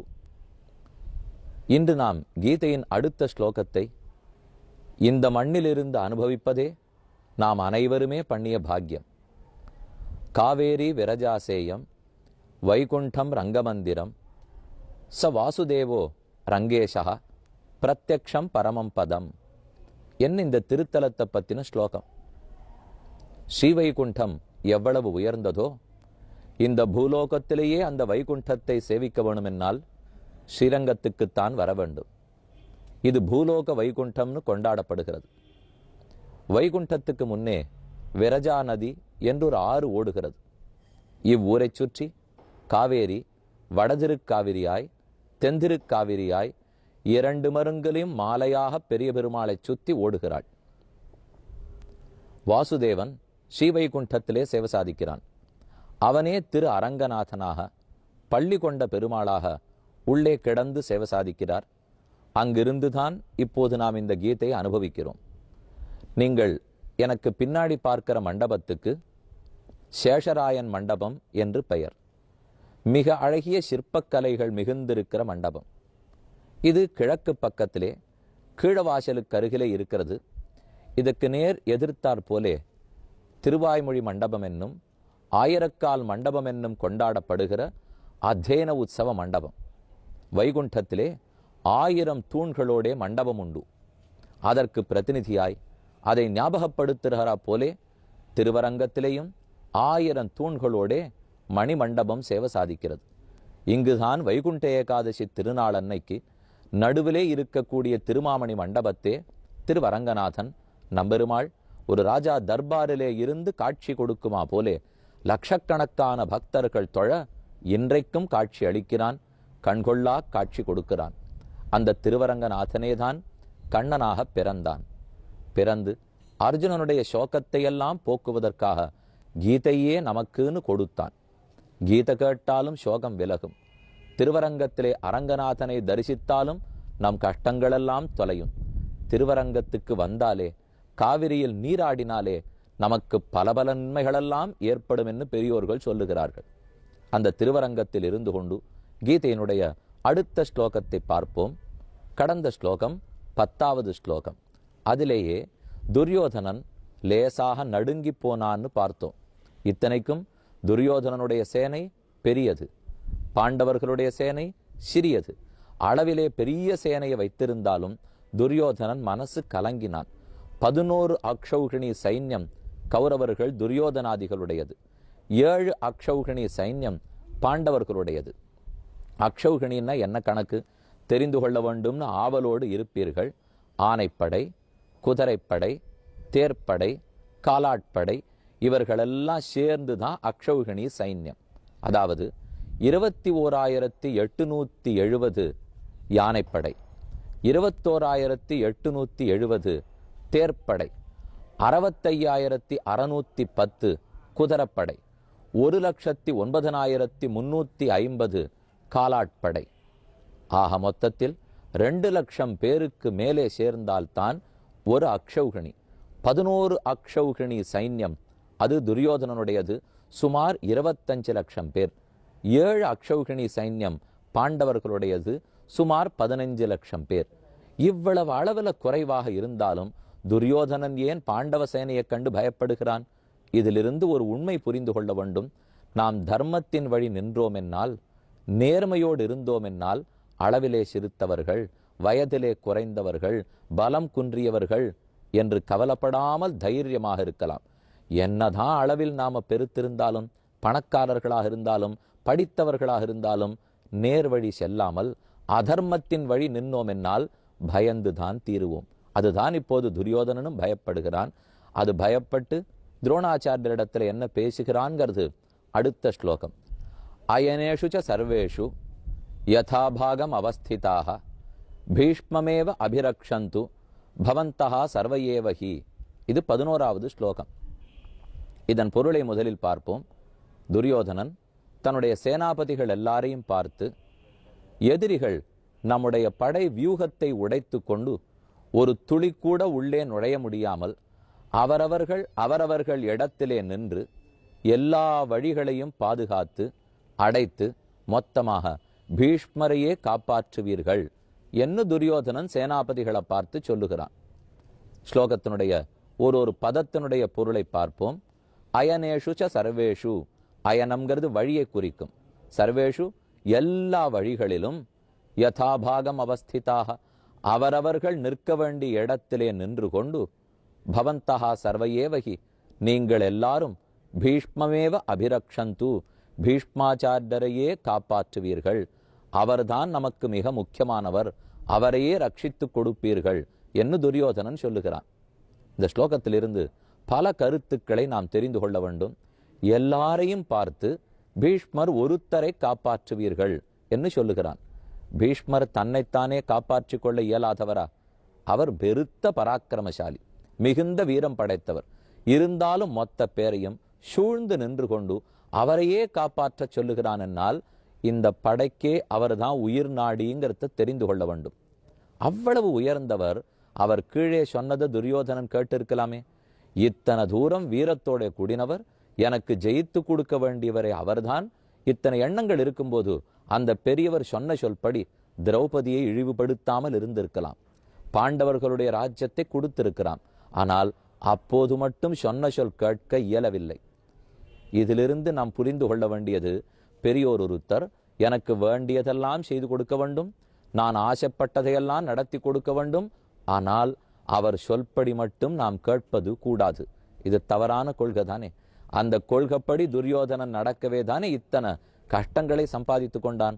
ஒருத்தரை பெரியவராக மதிக்கிறோம், வயசுல மூத்தவர், படித்தவர், ஞானத்திலே அறிவிலே முதிர்ந்தவர், எனக்கு எப்போது நல்லதே நினைக்கக்கூடியவர். அப்படி ஒருத்தர் இருந்தால் அவர் எத்தனைக்கெத்தனை நமக்காக உழைத்து நல்லது செய்து கொடுப்பரோ அத்தனைக்கத்தனை அந்த பெரியவர் சொல்படி நாமும் கேட்க வேண்டும்ங்கிறது முக்கியம். அதுதான் இந்த ஸ்லோகத்திலிருந்து தெரிந்து கொள்ளுகிறோம். யதாபாகம் அவஸ்திதாக, நீங்கள் எல்லாரும் அவரவரிடத்திலே நில்லுங்கள். இதிலிருந்தே அவரவரிடத்திலே நில்லுங்கள்னு சொன்னால் ஒருத்தர் மற்றொரு இடத்துக்கு ஓடி ஓடி போகக்கூடாது. நமக்குன்னு வாழ்க்கையில் சில கடமைகள் இருக்கும், அதை அந்தந்த இடத்துல நின்றுதான் நிறைவேற்ற வேண்டும். இப்படி யோசித்து பாருங்களேன். நாம ஒரு வரிசையில நிற்கிறோம், பெருமாளை உள்ளுக்குள்ள போய் சேவிக்கணுங்கிறதுக்காக. வரிசையிலே முன்னால் இருக்கலாம், பின்னால் இருக்கலாம், நடுவில் இருக்கலாம். நம்முடைய முறை வரும்போது தானே நாம சென்று சேவிக்க முடியும். சில பேருக்கு அவசரம் தாங்காது. நான் முன்னேன்னு பல பேரை பின்னுக்கு தள்ளி கொண்டு தான் முதன்மையாக இருக்க வேண்டும்ங்கிற ஆசை வரும். ஒரு கால்பந்தாட்ட போட்டி எடுத்துக்கொள்ளுவோம். 10-11 வீரர்கள் இருந்து ஆடுகிறார்கள். கிரிக்கெட் போட்டி எடுத்துக்கொள்ளுவோம். 11 பேர் இருந்து ஆடுகிறார்கள். அதுல சில பேர் பந்தை அடித்து கொண்டு முன்னாடி இருக்கிற கோல் போஸ்ட்டை நோக்கி பந்தை தள்ளி கொண்டு தான் போக வேண்டும். முன்னாடி இருந்து ஆடுறவர்கள், பின்னாடி இருந்து ஆடுமவர்கள், எதிர்கட்சிக்காரர்கள் வரும்போது அந்த பந்து இதற்குள் போகாத அளவுக்கு பின்னால் இருந்து காத்து கொடுக்க வேண்டும். இப்போ பின்னாடி இருக்கிறவர்கள்லாம் சேர்ந்து கொடி தூக்கி நம்மால் பின்னாடியே இருக்க முடியாது, நாங்களும் முன்னாடி போய் ஆடுவோம் சொல்றதில்லை. ஏன்னா பின்புறமும் அவ்வளவு முக்கியம், முன்புறமும் அவ்வளவு முக்கியம். நாம் பின்னுக்கு தள்ளப்பட்டோம் நினைக்க கூடாது. பின்னாடியும் கடமைகள் உண்டு, முன்னாடியும் நமக்கு கடமைகள் உண்டு. பெருமாள் புறப்பாட்டின் போது நாமும் சேவிக்கிறோம். நம்பெருமாள் வைகுண்ட ஏகாதசி அன்னைக்கு வைகுண்ட வாசல் கதவு திறந்து கொண்டு வெளியே வருகிறார். அப்போது அவருடைய பல்லக்கை நாற்புறமும் தாங்கி கொண்டு வருகிறார்கள். முன்பக்கத்தில் யாரெல்லாம் பெருமானுடைய பல்லக்கை தூக்கி வருகிறார்களோ அவர்கள் எல்லா போட்டோகிராஃபர்ஸும் அவளை தான் எடுப்பா. வீடியோ கேமராலாம் அவர்களைத்தான் பிடிக்கும். டிவியில அவர்கள் தான் தெரிவர்கள். எல்லாரும் அவர்களைத்தான் சேவிப்பா. அப்ப பின்னாடி இருக்கிற 2 பக்கத்துல வாரையை தூக்கின்றவர்கள் உடனே கம்ப்ளைண்ட் பண்ணிவிடலாமா? என்ன எங்க முகம் தெரியறதே இல்லையே, எல்லாமே முன்னாடி இருக்கிறவர்களே தெரியறதே, நாங்களும் முன்னாடி தான் வருவோம்னு சொல்லிவிட்டால் அப்புறம் பின்புறம் யார் தூக்க? உலகத்தில் என்றைக்குமே அவரவர்களுக்குன்னு ஒரு இடம் உண்டு. அந்தந்த இடத்திலே இருந்து எல்லா வேலைகளையும் செய்தால்தான் உலகம் என்னும் சக்கரம் ஒழுங்காக ஓடும். ஒரு நிறுவனம்னு இருந்தால் எல்லாரும் மேலாளராக இருந்துட முடியாது, எல்லாரும் முதலாளியாக இருக்க முடியாது. அதுக்குன்னு தொழிலாளி தாழ்ந்தவன் முதலாளி உயர்ந்தவன்கிறதும் கிடையாது. தொழிலாளிக்குன்னு ஒரு வேலை உண்டு, முதலாளிக்குன்னு ஒரு வேலை உண்டு.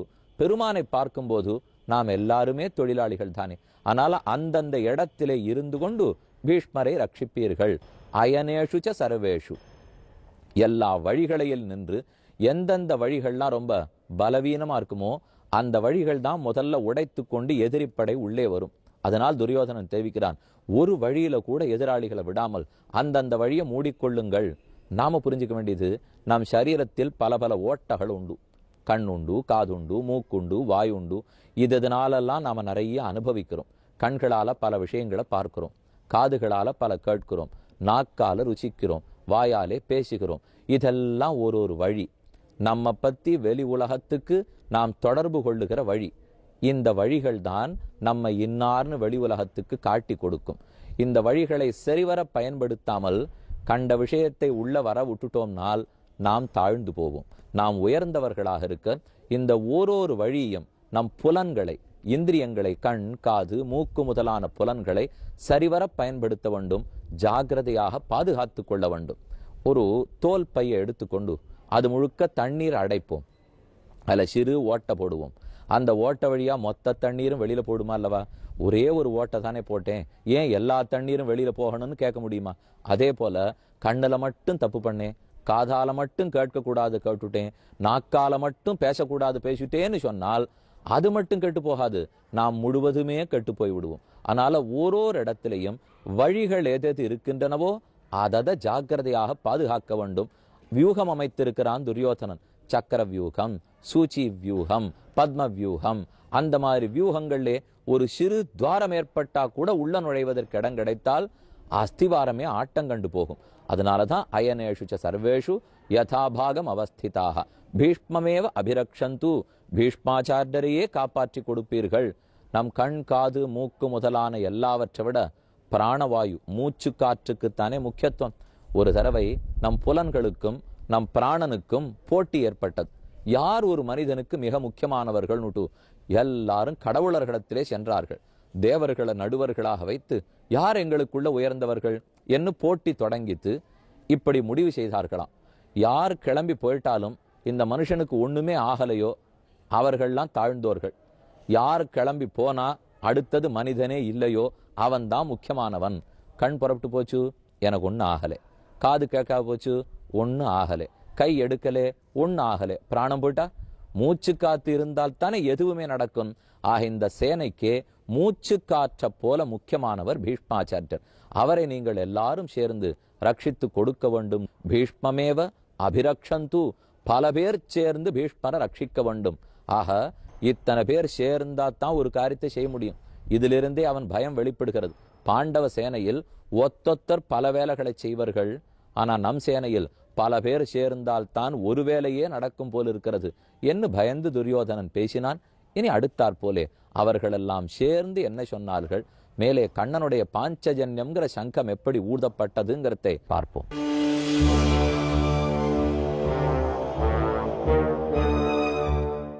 துரியோதனன் 2 சேனைகளையும் பார்த்தான்.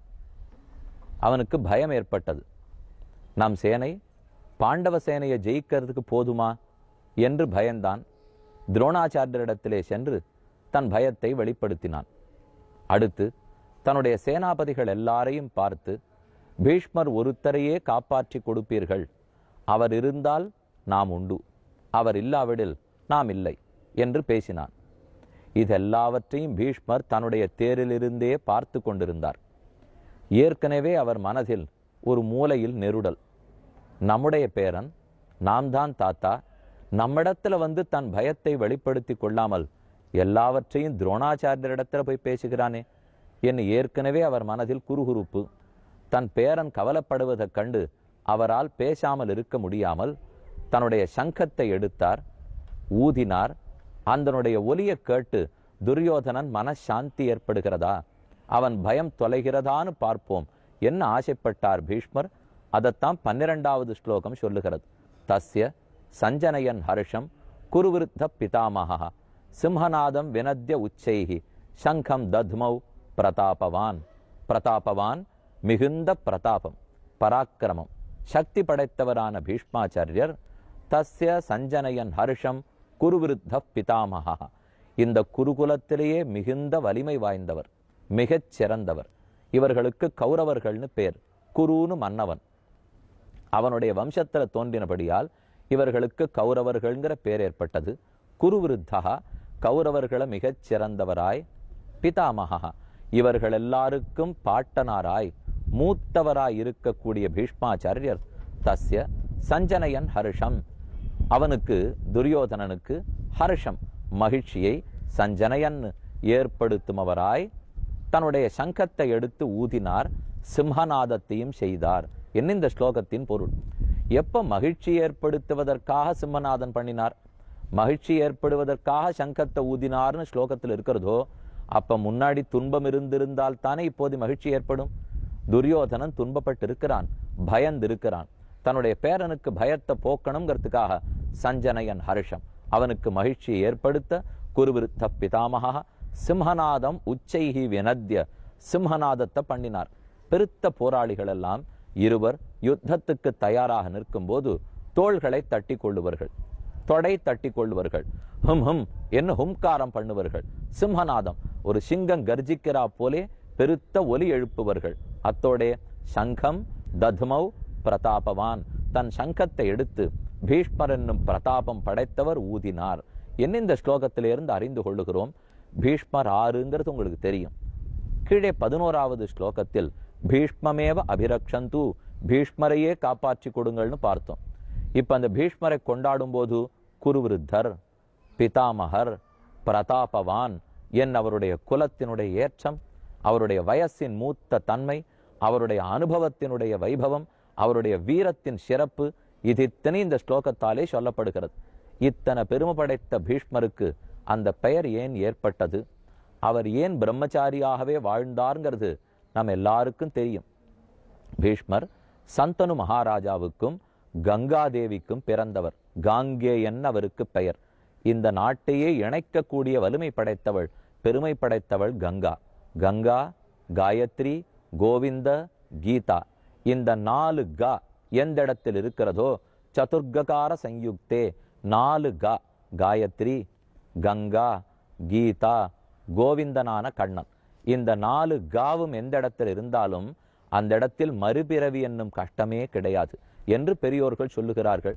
அந்த கங்கை என்பது ஸ்ரீமன் நாராயணன் திரிவிக்ரம் அவதாரம் பண்ணின போது அவருடைய பாத கட்டவிரலிருந்து தோன்றின தீர்த்தம் ஸ்ரீ பாத தீர்த்தம். கண்ணனுடைய திருவடி பட்ட புனிதமான நீர், அதுதான் இன்று கங்கையாக பெருகுகிறது. கங்கோத்பத்தி சிறு இடத்திலே ஹிமாச்சலத்திலிருந்து ஏற்படுகிறது. கங்கோத்ரின்னு அதுக்கு பெயர். அங்கிருந்து கீழே புறப்பட்டு பிந்து சரஸ் என்கிற இடத்திலே கங்கை அதீத வேகத்தோடே கீழே விடும். அது கீழே விடும்போது தானே பரமசிவனார் தன்னுடைய சடையிலே அதை தாங்கினார். கங்காதரன்கிற பெயரே பெற்றார். அந்த கங்கைக்கும் சந்தனு மகாராஜருக்கும் பிறந்தவர் தான் பீஷ்மர். அந்த பீஷ்மர் ஒரு பிரதிஜை எடுத்துக்கொண்டார், ஒரு சத்திய பிரமாணம் எடுத்துக்கொண்டார். தன்னுடைய தகப்பனாரான சந்தனு ஒரு மீனவ பெண்ணை காதலித்தார். அவளை கல்யாணம் பண்ணிக்கொள்ள வேண்டும் என்று ஆசைப்பட்டார். அதை தன் மகனிடத்திலேயும் தெரிவித்தார். பீஷ்மர் போய் அந்த மீனவ பெண்ணிடத்திலே பேசினார். அவளும் திருமணத்துக்கு சம்மதித்தாள். ஆனால் ஒரு விதியோடு, இதன்படி நடந்தால் திருமணம் செய்து கொள்ளுகிறேன் ஒத்துக்கொண்டாள். என் வயிற்றில் பிறக்கும் பிள்ளைக்குத்தான் இந்த ராஜ்யம் அபிஷேகம் நடக்க வேண்டும், அவன்தான் அரசனாக இருக்க வேண்டும் என்றவள் வேண்டினாள். அதற்கென்ன, அப்படியே செய்துவிட்டால் போகிறது என்று பீஷ்மரும் ஒத்துக்கொண்டார். ஆனால் அவளுக்கு சந்தேகம் விலகவில்லை. அவள் ஐயப்பட்டாள். நாளை நீரோ உம்முடைய பிள்ளைகளோ ராஜ்யத்தை திரும்ப கேட்டால் என் செய்ய? அதனால் மறுத்தாள். பீஷ்மர் உடனே, நான் கல்யாணமே பண்ணிக்கொள்ளாமல் இருந்து விடுகிறேன். நான் கேட்காமல் இருந்தாலும் எனக்கு கல்யாணமாகி பிள்ளைகள் பிறந்தால் உன்னிடத்தில் ராஜ்யத்தை கேட்கலாம். உன் பிள்ளையே ராஜ்யத்தை ஆளட்டும், நான் கல்யாணமே பண்ணிக்கொள்ளாமல் இருக்கிறேன் என்று பிரதிஜை எடுத்துக்கொண்டார். அதுக்குத்தான் பீஷ்ம பிரதிஜை. மிகு பயங்கரமான, நினைப்பதற்கரியதான ஒரு பிரதிஜை எடுத்துக்கொண்டு வாழ்நாள் முழுக்க பிரம்மச்சாரியாக இருந்தார். பிரதிஜை எடுப்பதற்கே பெயர் பெற்றவர் பீஷ்மாச்சாரியர். அந்த பிரதாபம் படைத்த பீஷ்மாச்சாரியர் தான் இப்போது இங்கே குருகுலத்துக்கே தலைவராய், குரு விருத்தராய், பிதாமகராய் இவ்விடத்தில் நின்று நடத்த போகிறார். முதல் சேனாபதி பீஷ்மாச்சாரியரே. முதல் 10 நாள் யுத்தம் வரைக்கும் பீஷ்மர் தான் மகாபாரத யுத்தத்திலே சேனாபதியாக இருந்தார். அவர் தலை சாய்ந்த பிற்பாடு துரோணாச்சாரியர் சேனாபதி ஆனார். அடுத்தடுத்து மற்ற சேனாபதிகளும் வந்தார்கள். ஆக முதல் சேனாபதியான பீஷ்மாச்சாரியர் தன்னுடைய சங்கத்தை எடுத்தார். தன் பேரப்பிள்ளையான துரியோதனனுக்கு பயத்தை போர்க்கணுங்கிறதுக்காக சங்கத்தை எடுத்து ஊதினார். தஸ்ஸ சஞ்சனயம் ஹர்ஷம் குருவிருத்த பிதாமகா சிம்ஹநாதம் வினத்ய உச்சைஹி சங்கம் தத்மௌ பிரதாபவான். அந்த சங்கத்தின் ஒளி கேள்விப்பட்டவுடனே அடுத்து மற்ற எல்லா பேரி வாத்தியங்களும் முழங்கப்பட்டன. எத்தனை கருவிகள், இசைக்கருவிகள், அதெல்லாம் யுத்தத்தை ஆரம்பத்தை தெரிவிக்கிறதுக்காக என்னென்ன ஊதப்பட்டதுன்னு சொல்லுகிறார்கள். ததா சங்காச்ச பேர்யாச்ச பணவ ஆனவ கோமுகாக சஹசைவ அபியஹன்னந்த சசப்தஸ்துமுலோ பவத். துமுலகா, மிக ஆகாசத்தை நோக்கி இந்த ஒலிகளெல்லாம் சேர்ந்து எட்டினவான். ததா, இந்த பீஷ்ம பிதாமகருடைய சங்கத்தினுடைய ஒலி கேள்விப்பட்ட பிற்பாடு சங்காக, எத்தனை பேர் கையில சங்கம் வைத்திருந்தார்களோ எல்லாரும் ஊதினார்கள். பேர்யச்ச, பேரி வாத்தியங்களெல்லாம் ஊதப்பட்டன. பணவ ஆனக கோமுகாக, தம்பட்ட வாத்தியங்கள், பறை வாத்தியங்கள், கொம்பு முதலான வாத்தியங்கள், கௌரிகாளை முதலான வாத்தியங்கள், இவைகளெல்லாம் சத்தம் போட்டன. சஹசைவ அபியஹன்னந்த, இது ஒன்னொன்னு ஒரே சமயத்தில் வாசிக்கப்பட்டன. சசப்தா, அந்த சப்தமானது துமுலோபவத், ஆகாசத்தை சென்று தேவர்களுடைய செவிப்பறைய கிழிக்கிறா போலே இருந்தது என்று வேதவியாசர் இந்த ஸ்லோகத்தாலே தெரிவிக்கிறார். இவர்களெல்லாம் இந்த ஒலி எழுப்புவதற்கு என்ன காரணம்? ஒலிக்கும் நமக்கும் மிக நெருங்கிய தொடர்புண்டு. நம்முடைய வீரத்தை ஒலிப்படுத்தவோ, சாந்தியை வெளிப்படுத்தவோ, கோபத்தை வெளிப்படுத்தவோ, இனிமையை வெளிப்படுத்தவோ, கருணையை வெளிப்படுத்தவோ, நம்முடைய மனது நிலை எதில் இருக்கிறதோ இது இத்தனை வெளிப்படுத்துவதற்கென்னே ஒலி உண்டு. ஏன், நம்முடைய கர்நாடக சங்கீதத்திலேயே என்னென்ன வேளைக்கு, என்னென்ன நிகழ்ச்சிக்கு, என்னென்ன உற்சவத்துக்கு இன்னென்ன ராகம்தான் வாசிக்க வேணுங்கிறது இல்லையா? காலை எழுந்திருந்தால் இதுதான், மதிய பொழுதில் இதுதான், தோட்டத்திலே நாம் ஆனந்தமா இருக்கும்போது இதுதான், ஒரு ஊஞ்சல், பெருமாளுக்கு ஊஞ்சல் உற்சவம் நடக்கிறச்சே ஊஞ்சல்ல பாட வேண்டியது இதுதான். ஏன் கல்யாண பிரகரணத்தின் போது நம்ம திருமங்கல்ய தாரணை நடக்கிறது, தாலிக்கொடி கட்டும் போது இதுதான் வாசிக்க வேண்டும் என்ன ஓரொரு சமயத்துக்கும் ஓரொரு ஒலி வைத்திருக்கிறோம். ஒலிகளெல்லாம் மனிதனுடைய மனத்தின் வெளிப்பாடுகள். நாம இனிமையா இருக்கிறதுக்கும் சாந்தமாக இருக்கிறதுக்கும் நம்முடைய பழங்காலத்து சங்கீதம் மிக மிக உதவும். இந்த ஒலிகளை நாம் ரசிக்கிறத ரொம்ப காலமா விட்டுட்டோம். ரொம்ப யந்திரத்தனமான வேகமான வாழ்க்கையில் இருக்க முடியும். அதனால இதுக்கெல்லாம் நமக்கு இப்போ நேரமே கிடைக்கிறது கிடையாது. காலை எழுந்திருக்கும் போது பல இடத்திலே குக்கூன்னு குயில் கூவது கேட்கலாம், கோழி கூவது கேட்கலாம், சிறு சிறு பறவைகளுடைய ஒலி கேட்கலாம், ஹோன்னு காற்று வீச தொடங்கிறது கேட்கலாம், மரங்கள் அத்தனை அசைந்து ஒரு சலசலத்த ஒலி நமக்கு கேட்கலாம். இந்த ஒலிகளெல்லாம் புத்துணர்ச்சி ஏற்படுத்துவதற்கு உதவும்.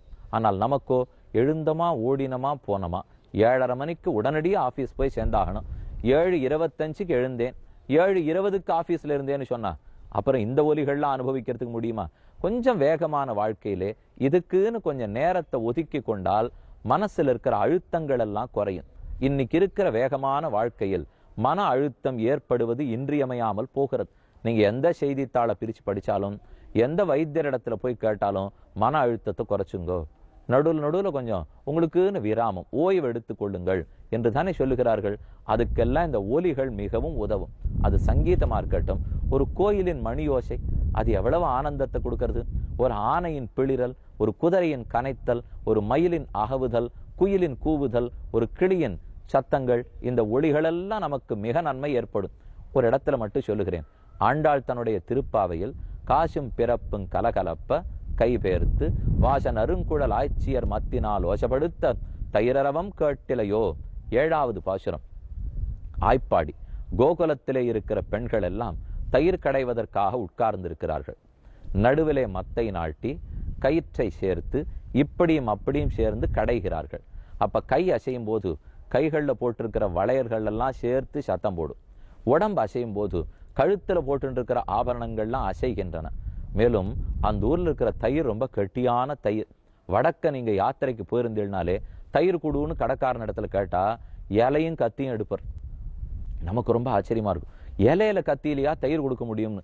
தயிரை வெட்டி பானையிலேருந்து எடுத்து கையில வச்சு கொடுத்துருவா. அவ்வளவு கெட்டி தயிர். கண்ணனுடைய கைப்பட்டு வளர்ந்த மாடுகள், அந்த மாடுகள் கொடுத்த பால்ல இருந்து தயிர் பண்ணியிருந்தா அது எவ்வளவு கெட்டியா இருக்கும். கண்ணன் ஆட்டமே கெட்டியாக இருக்கிறது. அந்த தயிரை கடைய உட்கார்ந்தால் கஷ்டப்பட்டு கடையறாளோ இல்லையோ, அதனால வாயால பாட்டு பாடிண்டே கடைவர்களாம். ஆக இடைச்சிகள் பாடுகிற ஒலி, அவர்களுடைய கையில இருக்கிற வளையல் ஒலி, கழுத்துல போட்டு இருக்கிற ஒலி, எல்லாத்துக்கும் மேலே கடையப்படுற தயிர் சுத்தி சுத்தி போறச்சே சிலீர் சிலீர் சிலீர்னு போகும் இல்லையோ. மத்து இப்படி போறச்சே இப்படி ஓடுறது, மத்த திருப்பி ஓடுறச்சே இப்படி ஓடுறது, மாத்தி மாத்தி தயிரும் மோரும் போனா அது ஒரு ஒலி. காசும் பிறப்பும் கலகலப்ப கைபேர்த்து வாசன் அருங்குழல் ஆய்ச்சியர் மத்தினால் ஓசப்படுத்த தயிரரவம் கேட்டிலையோ. இந்த ஒலிகளெல்லாம் ஆகாயத்தை நோக்கி பறந்தன. அங்கு போய் தேவர்களுடைய செவிகளை எடுத்து இங்க இன்னும் என்ன பண்ணி கொண்டிருக்கிறீர்கள்? கண்ணனே மேல் லோகத்திலிருந்து பாடியில வந்து பிறந்தாயிடுத்து. இனிமே மேல் லோகத்துல ஒரு அனுபவமும் கிடையாது, எல்லாரும் கீழே இறங்கி வாருங்கள் என்ன இந்த ஒலி அவர்களுக்கு போய் செய்தி சொல்றதாம். இதற்கு தமிழில் தற்குறிப்பேற்றணின்னு பேர். இயற்கையாக ஒரு நிகழ்ச்சி இருந்தால் அதிலே புலவன் தன்னுடைய கருத்தை ஏத்துகிறான் இல்லையோ, அதுக்கு தற்குறிப்பேற்றணின்னு பேர். அதே போல இங்கு இப்போது இந்த யுத்தம் தொடங்கிறதுங்கிறதுக்காக எல்லா ஒலிகளும் எழுந்தன. தம்பட்டத்தினுடைய ஒலி, கொம்பினுடைய ஒலி, மேலும் மேலும் பல பல வாத்தியங்களுடைய ஒலி, இவைகள்லாம் எழுந்த ஆகாசத்துக்கு போய் யுத்தம் தொடங்க போகிறது. இனிமேல் கண்ணன் ஜெயிக்க வைக்க போகிறான். பாண்டவர்களுக்கு ஜெயம், கௌரவர்களுக்கு தோல்வி ஏற்பட போறது. லோகத்தில் இருக்கிற கஷ்டங்கள்லாம் தீரும், அதர்ம மார்க்கம் தொலையும், தர்ம மார்க்கம் நிலை பெறப் போகிறது. இனி நல்லோர்களுக்கு காலம் வரப்போகிறது என்று இந்த வாத்தியங்கள் எல்லாம் சேர்ந்து அறிவித்தா போலே தோற்றிற்று என்று பெரியோர்கள் சொல்லுகிறார்கள். ஆக நாமும் இயற்கையோடைய ஒன்றி அதன் ஒலிகளை எல்லாம் அனுபவித்து அதையே வாழ்க்கைக்கு ஒரு ஓய்வாய் யந்திரத்தனத்துக்கு நடுவிலே நம் மன அழுத்தத்தை குறைத்து கொள்வதாய் பழகி கொள்ள வேண்டும். உங்களிடத்திலே அதேதான் வேண்டிக் கொள்ளுகிறேன். இயற்கையை ரசிக்க கற்றுக்கொள்ளுவோம். இறைவன் நமக்குன்னு பலவற்றை படைத்திருக்கிறார். வீட்டுக்குள்ள மட்டுமே அடங்கி ஒடுங்கி கிடந்துடாமல் வெளியிலே போவோம், 4 பேரை பார்ப்போம், அவர்களோட பழகுவோம். பல பேரோட பழகி இயற்கையை ரசித்தாலே நம் மன அழுத்தம் தீர்ந்தே போகும். அதெல்லாவற்றையும் தான் இந்த ஒலியிலிருந்து நாம் தெரிந்து கொள்ள வேண்டும். ஆக பீஷ்மாச்சாரியர் தன்னுடைய சங்கத்தை எடுத்து ஊதினார். துரியோதனனுடைய மனக்கவலை தீர வேண்டும் என்பதற்காக அவர் மனக்கவலை தீர்ந்ததாங்கிறதை பார்ப்போம்.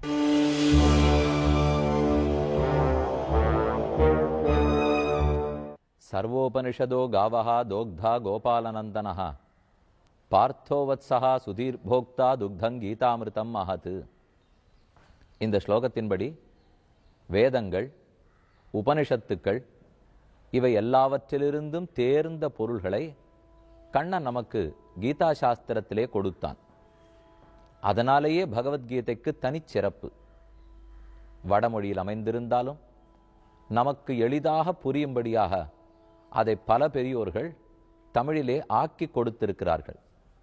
ராமானுஜர் வடமொழியிலே பாஷ்யம் இயற்றினார். வேதாந்த தேசிகன் தாத்பர சந்திரிகைன்னு